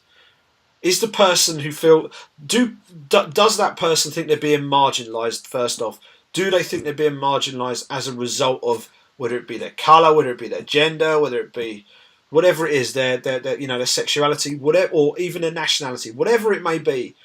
It's about how they're made to feel by the situation they're in. And in Tyron Woodley's situation, clearly he feels that there's something up here. Now, just because it might not be overtly apparent, that doesn't mean it isn't true. So, and I know that he probably would have received a torrent of abuse on Twitter for it. But Tyron Woodley, from all my interactions with him and from everything I've seen of him in the sport, he's a class act. He's a class act as a fighter, and he's a class act outside of the cage as well. And he doesn't strike me as someone who would say something without thinking very carefully about it first. The one thing we don't know is why he feels this way. And I think that's the missing piece here. If he can articulate, and as we were going on air, I think he was being interviewed by Ariel, so maybe he has had the opportunity to put some meat on the bones a little bit and explain things a little bit clearer. But I think if he's able to do that, people will hopefully be able to better understand his position. But it's not for you or me to judge how he feels. If that's how he feels, that's how he feels. But if he wants to put a tag on it in any way, then it's helpful for him to give context to that. And I think that's maybe the one thing that we're missing. But anything other than that, I think, is kind of conjecture. And everybody's within their rights to feel however they feel about a given situation. But the important thing is that if you're going to go public on something, and you're going to make what almost stands as an accusation. He said he was the worst treated champion in UFC history. I think it's realistic for people to understand why he said that. So, and whether that particular statement also ties in with his race comments, or whether that is just a separate statement. because he made a lot of statements, and it's just to understand the overall context of everything. Tyron's a very articulate guy. I think he would have thought very carefully about what he'd said. Wonderboy Thompson is a very respectful guy. He certainly was taken off guard by the comments as well, and he said it wasn't something that he'd felt aware of. But just because someone's not aware of it doesn't mean it's not happening. So I think the best thing for all concerned is if Tyron is able to better explain and contextualise what he's saying, then I think that will help going forward. Because if there are issues, if he can give context and detail to it, that means that hopefully we, as a sport, things can be sort of moved forward and things can be improved from that point on. If that makes sense, does that make sense? It does, and I'll weigh in with a few thoughts myself. And I thought it was really, if this is how he really feels deep down, I thought it was very brave of him to speak up about it, first of all. I think there's a lot of people, especially in a high-profile situation, you just become the UFC champion. This is where he's going to really start to make some of the biggest paydays of his career now. And to speak up about it at this stage of his career rather than 10 fights ago is a very brave thing to do, first and foremost. I thought it was very interesting to see him use the ESPN interview platform to say something like that. This is not some YouTube channel or a little blog or some local outlet in Las Vegas. This is ESPN. It's one of the biggest sports media outlets / networks in the world. Everyone's going to pick up on this. So I thought that was very interesting. I kind of find it fascinating to see some of the online reaction from the MMA community and the fans to it. I think had this been Tyron Woodley with 8 successful title defenses against the top-ranked opponents in a row that had said that, I think there would have been a vastly different reaction from the MMA community. The fact that this is a fighter and a champion who's making these statements now, having come off a draw in his first title defense against Steve Wonderboy Thompson, and in the interim before the rematch was announced, was almost vying for matches with George St. Pierre and Nick Diaz and even Michael Bisping at a catchweight, which didn't go down too well. I think he certainly is. I think he's almost kind of been dropped into the heel role, which I think he's actually been playing really well himself in terms of declining the match so much, the rematch with Wonderboy Thompson, where the MMA community was almost, really demanding it. And then when the match finally got announced, it was like, great, yes, we can't wait to see it now because that's what we really want to see, is the rematch. So he built up the demand for it. This is going to be fascinating. The build up to UFC 209 is going to be fascinating because this is going to be a major storyline. And we're still a couple of months out before these two get it on. This is just the start of the promotion. There's going to be tons of interviews. I'm sure there'll be a lot of back and forth. It'll be interesting to see what Dana White's comments are on this. I'm sure at some stage some reporter will get the opportunity to ask him about Tyron Woodley's comments. And he's backing it up now. He's doing more interviews, like you said. He just done the MMA Hour with Ariel Helwani today. I'm sure other outlets will follow up on that, dig a little bit deeper. And like you said, he's a smart lad. He's also an analyst on Fox Sports. So we'll see if he uses some of his situations, whether it's his personal vlog on the YouTube channel or his role on Fox Sports to further articulate and express his situation. Plus, we'll see if other champions like Daniel Cormier come out and perhaps reinforce some of his statements, or if Demetrius Johnson comes out and reinforces some of his statements, or whether he'll be kind of left alone in that spotlight to kind of really carry the flag for that particular feeling. And again, I'll go back to the idea of if that's how he really feels, that's absolutely a brave situation for him to be able to come out like that. But I also agree with you, Simon. But if this is how he feels, I would like to see some examples of how he feels like this, what specific incidents happened to make him feel like the worst street champion in the UFC. So I think this is just the beginning. of this particular storyline and situation regarding Woodley essentially using the race card in regards to how he feels he's been treated as a UFC champion. Right, so well, let's now move on. We've spoken about him a little bit earlier on because he is fighting this weekend. But is the Beast, Francis Ngannou, alone the future of the heavyweight division? Slim pickings, Lewis is not for me, and that's from GJ Jitsu. I don't know if it's slim pickings, and I'm definitely a big fan of Derek Lewis. I do feel as though there are a couple of guys, and maybe Lewis and Ngannou are the two that come to mind straight away, that I feel as though are right there. They're on the come up in the heavyweight division. They're two behemoths of men who can do some serious damage there. And at the other end of the scale, you're seeing a lot of the veterans getting up there in age. Their chins are getting a little bit weaker. You've got people like Cain Velasquez, who's very, very injury prone and can't fight that consistently anymore. But what do you think, Simon? Francis Ngannou, your overall State of the Union address on the heavyweight division, and also Derek Lewis. Derek Lewis is a factor, no doubt about it. Derek Lewis is a factor. Francis Ngannou is probably the most interesting prospect in the UFC heavyweight division right now. I wouldn't rule out Stefan Struve at this point either. He's incredibly experienced, but he's still relatively young in terms of the heavyweight division. But for me, the three people who you really need to be keeping an eye on as potential heavyweight world champions all reside outside of the heavyweight division. John Jones, Daniel Cormier, Anthony Rumble Johnson. Any 1, 2, or 3 of those could jump into that heavyweight division and become a championship contender instantly.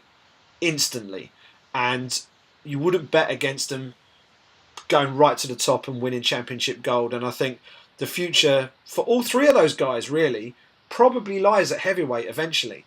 So I think, yeah, we're looking at, do we need new fresh blood in the UFC heavyweight division? And undoubtedly we do. But I think the 3 names that are probably going to provide that are currently right at the top of the UFC light heavyweight division. So I think eventually John Jones, when he comes back, I think he's got some unfinished business at light heavyweight he wants to attend to, but then he wants to jump to heavyweight. Anthony Rumble Johnson has made no secret of the fact he'd fancy a crack at heavyweight.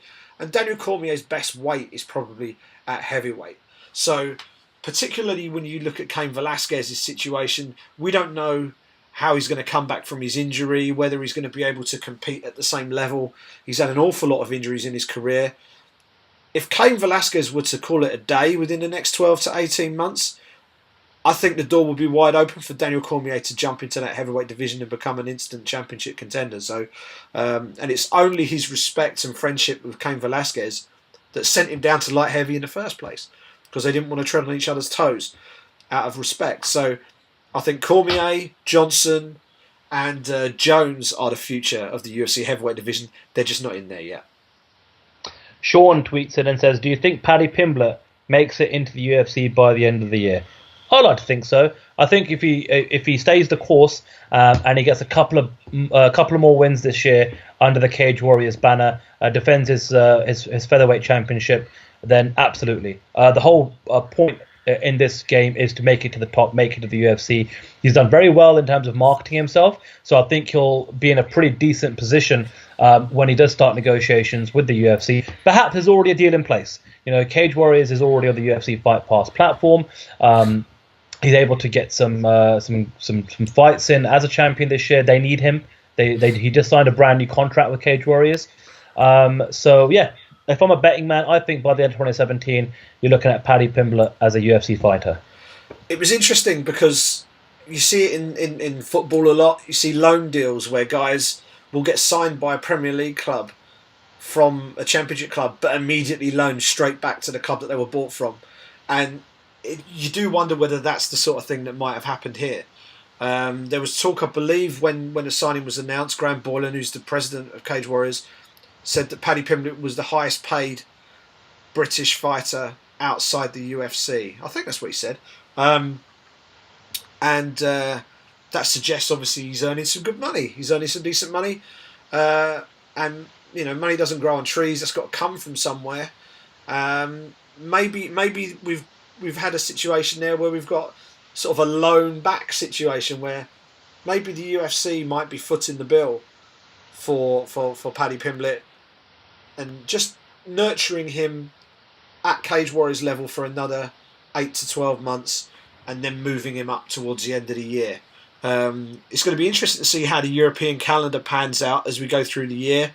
We were sort of speculating before we went on air as to where we might end up, what cities we might go to, and where in the year. It would be very interesting to see how things pan out.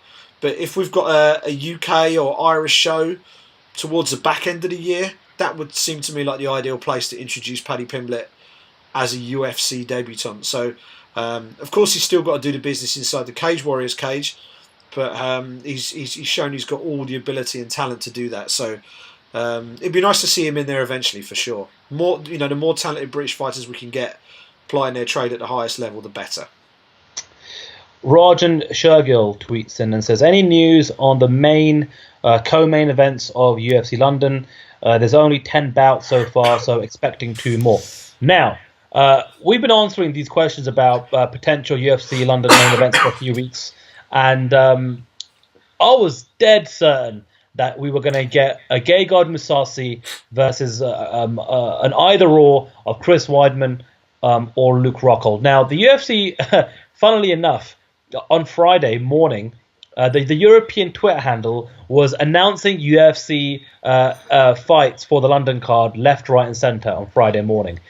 And then on Friday afternoon, I just saw a flash of Gegard Mousasi versus Chris Weidman. And my mind was so in tune with the European handle announcing more cards for the London event that I just assumed instantly with a quick flash on my phone that, oh great, they've announced Weidman and Mousasi for London, fantastic, and I tweeted it out, and then I immediately got a whole bundle of people saying FYI, that's for UFC 210 in Buffalo, New York, not for London. And I'm like, right, I've cocked up here. So I had to delete that tweet and then start from scratch. But that's where my head was at, Simon. So we've been speaking about it for a few weeks, and I genuinely thought that was the best fight that they could possibly put on for the London main event. It would have made sense. I would have been happy with that main event.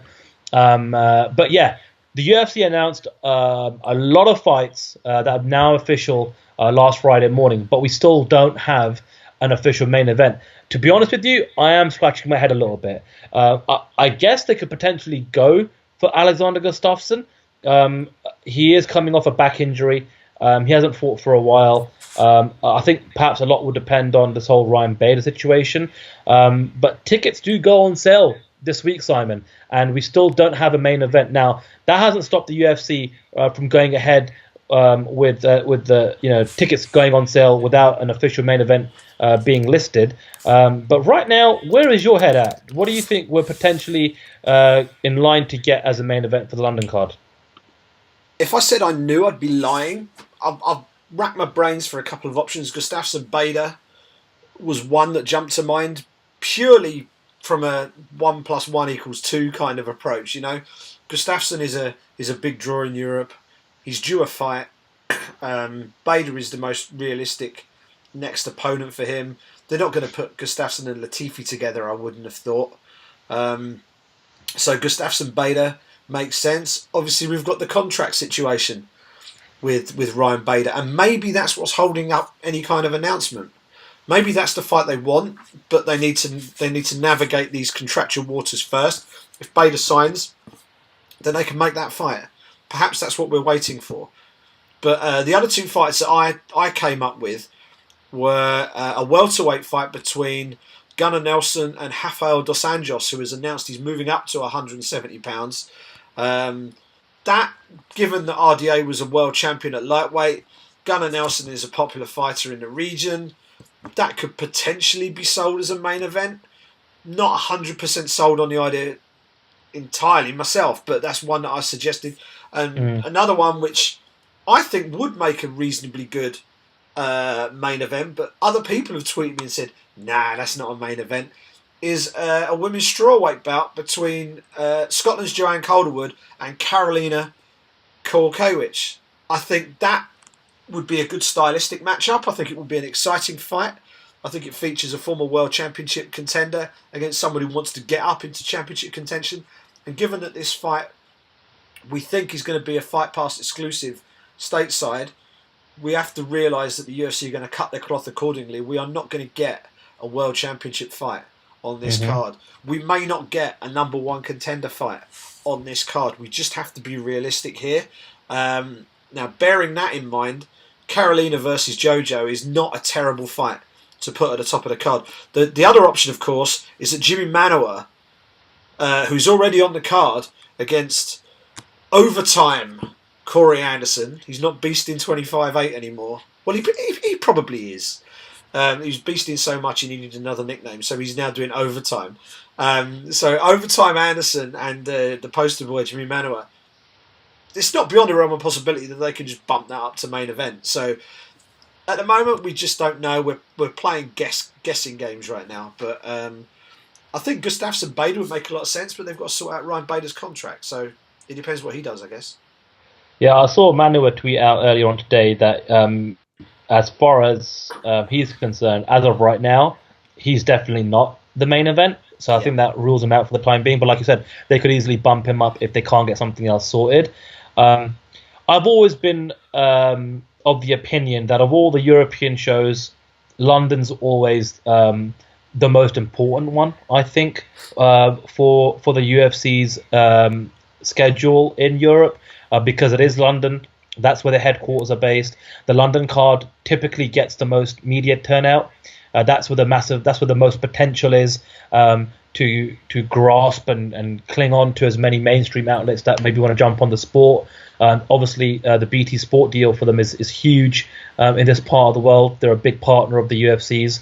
Some of those options that you mentioned, I think, would be received in a very lukewarm manner by the fan base here in the UK. I think with the London card, of all the European cards, they do always need to try and put their best foot forward. They're in a bit of a pickle at the moment with their biggest UK export, and Michael Bisping being a champion, and he's obviously going to be fighting stateside on pay-per-view, so that rules him out. We were quite fortunate and lucky to get him on pay-per-view here in Manchester last October, but that's not going to happen again anytime soon. That was definitely a once-in-a-blue moon situation. So I'm a little concerned. I'm not going to lie. I'm a little concerned. I'm interested to find out what the main event's going to be, and it'll be interesting to find out what the reaction is of the MMA community here. Like you said, Simon, we discussed this a little bit before we went on air today. This is going to be a UFC Fight Pass event for the North American market, so they'll be watching it during the day. So again, not sure where their priorities lie in terms of trying to get a big blockbuster marquee main event put together. But as long as we can get one half of that main event, a highly ranked opponent where he could potentially be in line for a title shot, so there's some sort of storyline and angle there, someone like an Alexander Gustafsson maybe, then I think we'll be happy with that. Yeah, totally agree. As I say, we're kind of shooting in the dark a little bit here, trying to work out who it's going to be. And, the truth of it is there is no obvious contender, is there? So it's going to be very interesting to see what they come up with. And also very interesting to see what the fan reaction is going to be like. But as you say, I think it was 10 fights on the card already. You'd expect 2, maybe 3 more to be added. And tickets go on sale at the end of this week. So interesting to see. You'd like to think we'll find out in the next few days. Yeah, and the next question is actually a bit of a follow-up there from Rob Turnbridge. Who says, with tickets due for release this week, what do you actually think of the UFC London lineup? It's definitely a bit of an England or UK / Britain against the world type of feel, don't you think so?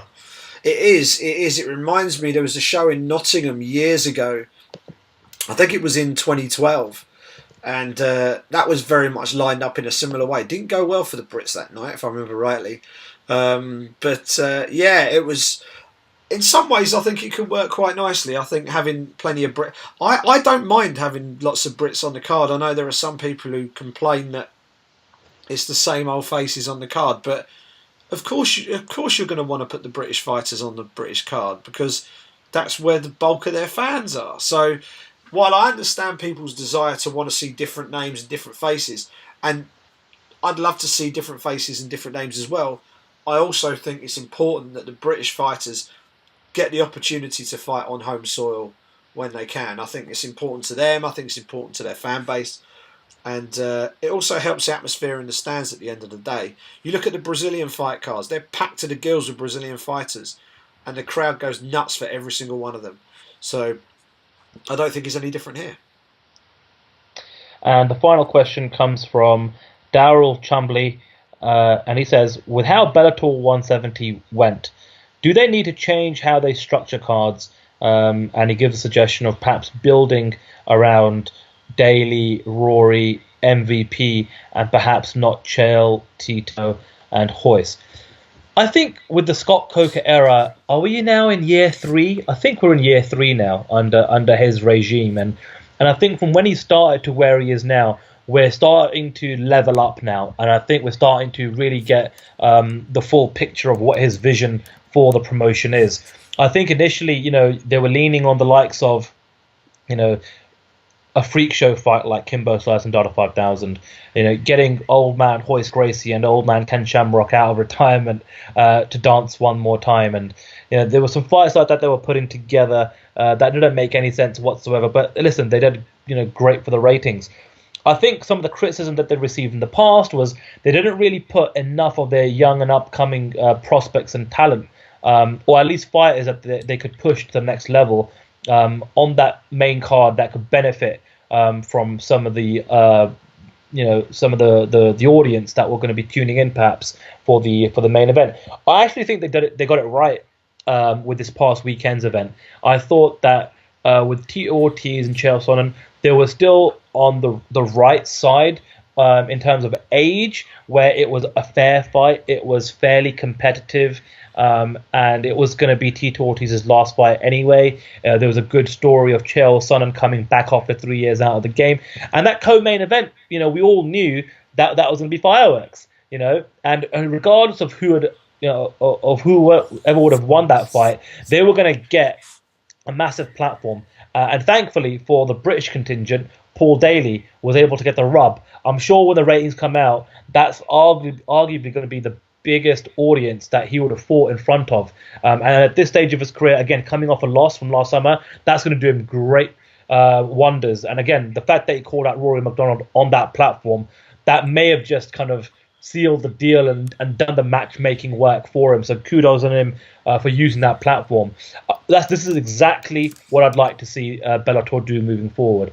I don't mind them perhaps using the elder statesmen of their roster in the main event slots if they are the marquee names and the draws that they have at their disposal for the time being, as long as they can include some of the younger talent, some of the really exciting fighters on that main card and give them a push and give them a lift.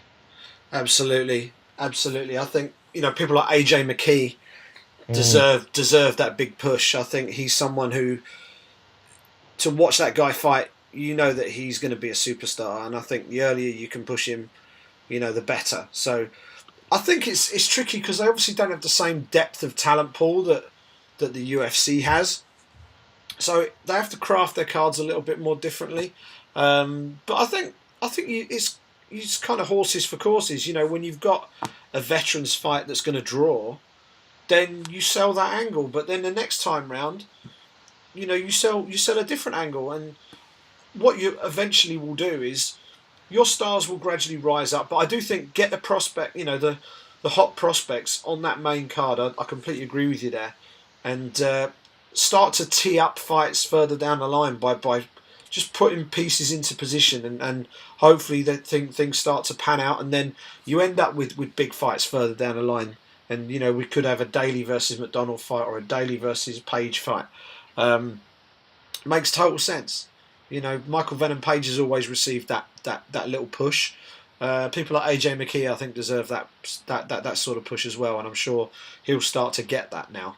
So yeah, I think, as I say, it's tricky because they don't have as many shows, and they don't have as many fighters to sort of move around and position. So it's a trickier job for the matchmakers over there at Bellator MMA. And that's a wrap, Simon. Had a lot of questions to get through this week, but we really appreciate it because it helps us create an entire segment for the show. We love it because it means that you guys are interacting with us and engaging with us. And hopefully you're happy with some of the debate, the different points of view, and some of the answers that we have for you in this particular segment of the show, which we really, really love doing. So that's a wrap for the Q&A this week, Si. Brilliant. You can get us on Twitter at the BritPack MMA, and you can subscribe on iTunes, on Stitcher and Acast. Hit up our website, thebritpackmma.com.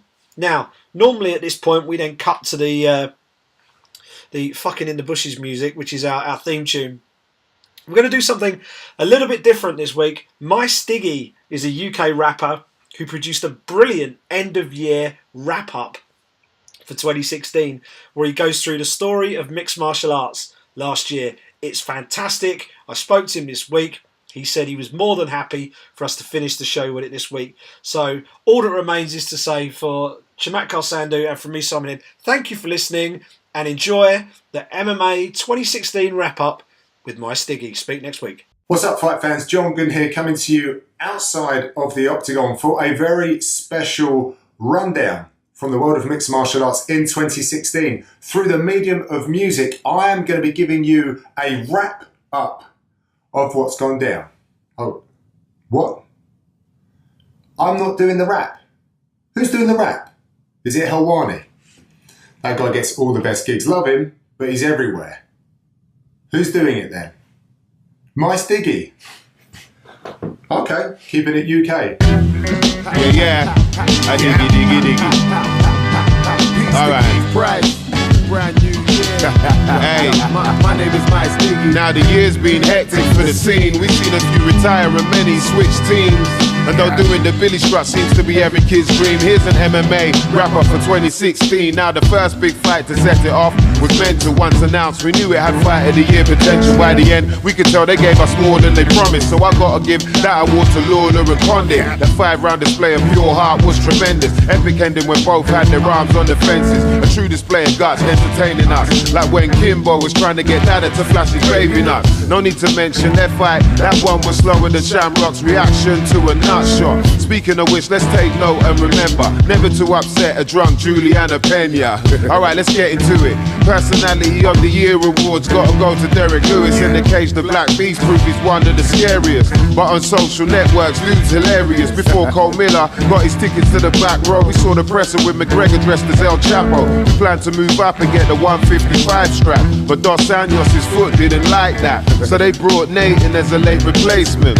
And boy, did Nathan make a statement though. McGregor did his best to push his buttons. Diaz made him tap quicker than yelling out. You do fucking Norton. Most were shocked and worried that Connor's rise would have suffered, but Nate was like, hey, I'm not surprised, motherfucker. So a rematch was set, Nate was all in. Connor did more cardio and less steaks in the morning, but through all the water bottle throwing and the monster can attacks, we were wondering where it of all time was at. C-Mac won the rematch by decision, so now we could continue on his mission. Cause being king of two divisions was a title he was out to get. The lightweight champs who he planned to devour next. And since RDA lost the belt to Alvarez, McGregor dealt with him. Now there's hardly any doubters left. History made us such a peak, something sweet though. They only let him run with both titles for a couple weeks. He's probably fighter of the year for most listening, but I'm giving that award to Bisping. I mean, he beat Silver to decision, even though the Spider dropped him. Stunned Rockhold, then took the title from him. And even though Henderson gave the count a tough fight, who else could do all of this with one eye? Other standouts not hard to admire. Miocic and Jacek and Marlon Moraes, Holloway and Yair both deserve to remain here. Angela Overkill Hill had a great year. Mighty Mouse is on the street, that's astounding. They even built a whole tough season around him. Elliot did well, but he soon found it hard though. But nothing like Fedor did with Maldonado. Holly was the champ who lost the belt to Tate. Made a mistake in the last round, couldn't escape. That upset of the year had us quite impressed. But then Cupcake cupcake got upstaged by Lioness. Shouts to Nunes, watch her as she's rising. The rumour is she might have sent Ronda back in hiding. Bellator came to England, where MVP caught the knockout of the year in my opinion. Perfect fly knee to finish Cyborg Santos, and damn near opened up a black hole. That post pick was messy. Runner-ups, Groovy Lando, spinning kick on McNessie. What Rumble did to Glover made us scream, oh boy. Like Cub Swanson's 3-round war with Du Ho Choi. That's when we learned there must be granite inside those jaws. The year the Nick the Tooth weren't looking for a fight no more. Man, they were folding old Vince like a neat necktie. Is another thing that made us cringe at Meathead's eye. Finally the debut was made by CM Punk, and we were looking at each other like, wait, we being punked? During his evolution he promised to give his all, but then we saw him get quickly mauled by Mickey Gall, who went on to beat Sage in their battle. That might be karma for the way he treated apples. Before Pettis found that fire started with his cars, we saw another of ours enter Dancing with the Stars. Don't underestimate that Van Zandt chick, cause evidently she was secretly working on that can-can kick. When Woodley got that quick KO against Robbie and became champion, damn near stunned everybody. But when we saw his Wonder Boy battle, it was clearly true that the chosen one was champion material. Word to the return of Brock Lesnar. USADA's got fighters popping left, right and centre. Dreams got crushed like Tito's juice box. But without testing, how would we know who's doing what? Piece of the missing link. People you wouldn't think piss so hard. We doubted Machida would even drink. It was a shocker when Jones got suspended for them dick pills. But that's when we all knew the shit's real. But nothing's more compelling than us all hearing when the UFC sold for $4 billion. We knew they had the market in the clan, but now there's no doubt for Tito Bros were laughing to the bank. A game changer once it hit the news. Same year we saw what champ Cody No Love did to Cruz. A new era's in place, as you can see, where Batman and Medea have stakes in UFC. If at first the roster weren't sure, by now the majority felt they were worth more. So another thing we saw more than ever before was the amount of free agents out testing the waters. Offers had Bendo and Mitrione running, plus unexpected names like Rory and Chael Sonnen. There's multiple associations out now recruiting them to get them compensated. So many they're confusing them. Fighters want to see what each can do for them, but if there's really one common goal, why ain't they formed the union? Surely the first step is uniting, similar to RFA and legacy fighting. Seems like before the situation gets any better, Showtime will announce McGregor v Mayweather. I doubt it will, but if it happens, man, the planet might lose its balance like that Fight Night cameraman. Sub of the year is Mackenzie Dern for that omoplata RNC move. I better learn. Runner-up was oh so close. Can't forget when Rothwell put that go-go choke on Barnett. Shouts of course to Davey and Maya. We saw Uriah Faber retire. Melvin Manoff in his title match was truthfully robbed. While Hell One, he got in trouble for doing his job. Lost credentials, so for 2 hours turned on the waterworks. Then got him back days later, so I'm sure it worked. While Ronda gave the media a blank stare. King of the Cage and got a 2-division champ there. Looking the third title, gotta give our respects to a man like the Spaniard, Juan Archuleta. The sport saw losses that were too much for handling. R.I.P. Kevin Randleman, Jordan Parsons, Ryan Jimmo, Joao Carvalho, Josh Sherman and Kimbo. Speaking of people we miss, I dedicate my next shout to the crew of Inside MMA. Peace to Kenny and Bass, always love your reports. Can't thank you enough for what you've done for the sport. Prior to us bidding farewell to Goldberg, Paul Flo failed to use his own words. Don Fry got accepted in the Hall of Fame, and Cage Warriors' return was for sure again. Honorary rest in peace to King Ali. For him, let's float like a butterfly and sting like a bee. Unless it's fight time, make sure we aren't hurting them like Badoo. Post-fight push, kick into our belly, and be sure you're all ready when time for your entry. But keep it more friendly than Dana and Pure Remedy. Be prepared for what the year's got in store, but show no fear like Max Holloway. Pointing to the floor, may your team stay tight, let nothing ever get between. Welcome to 2017. Yeah.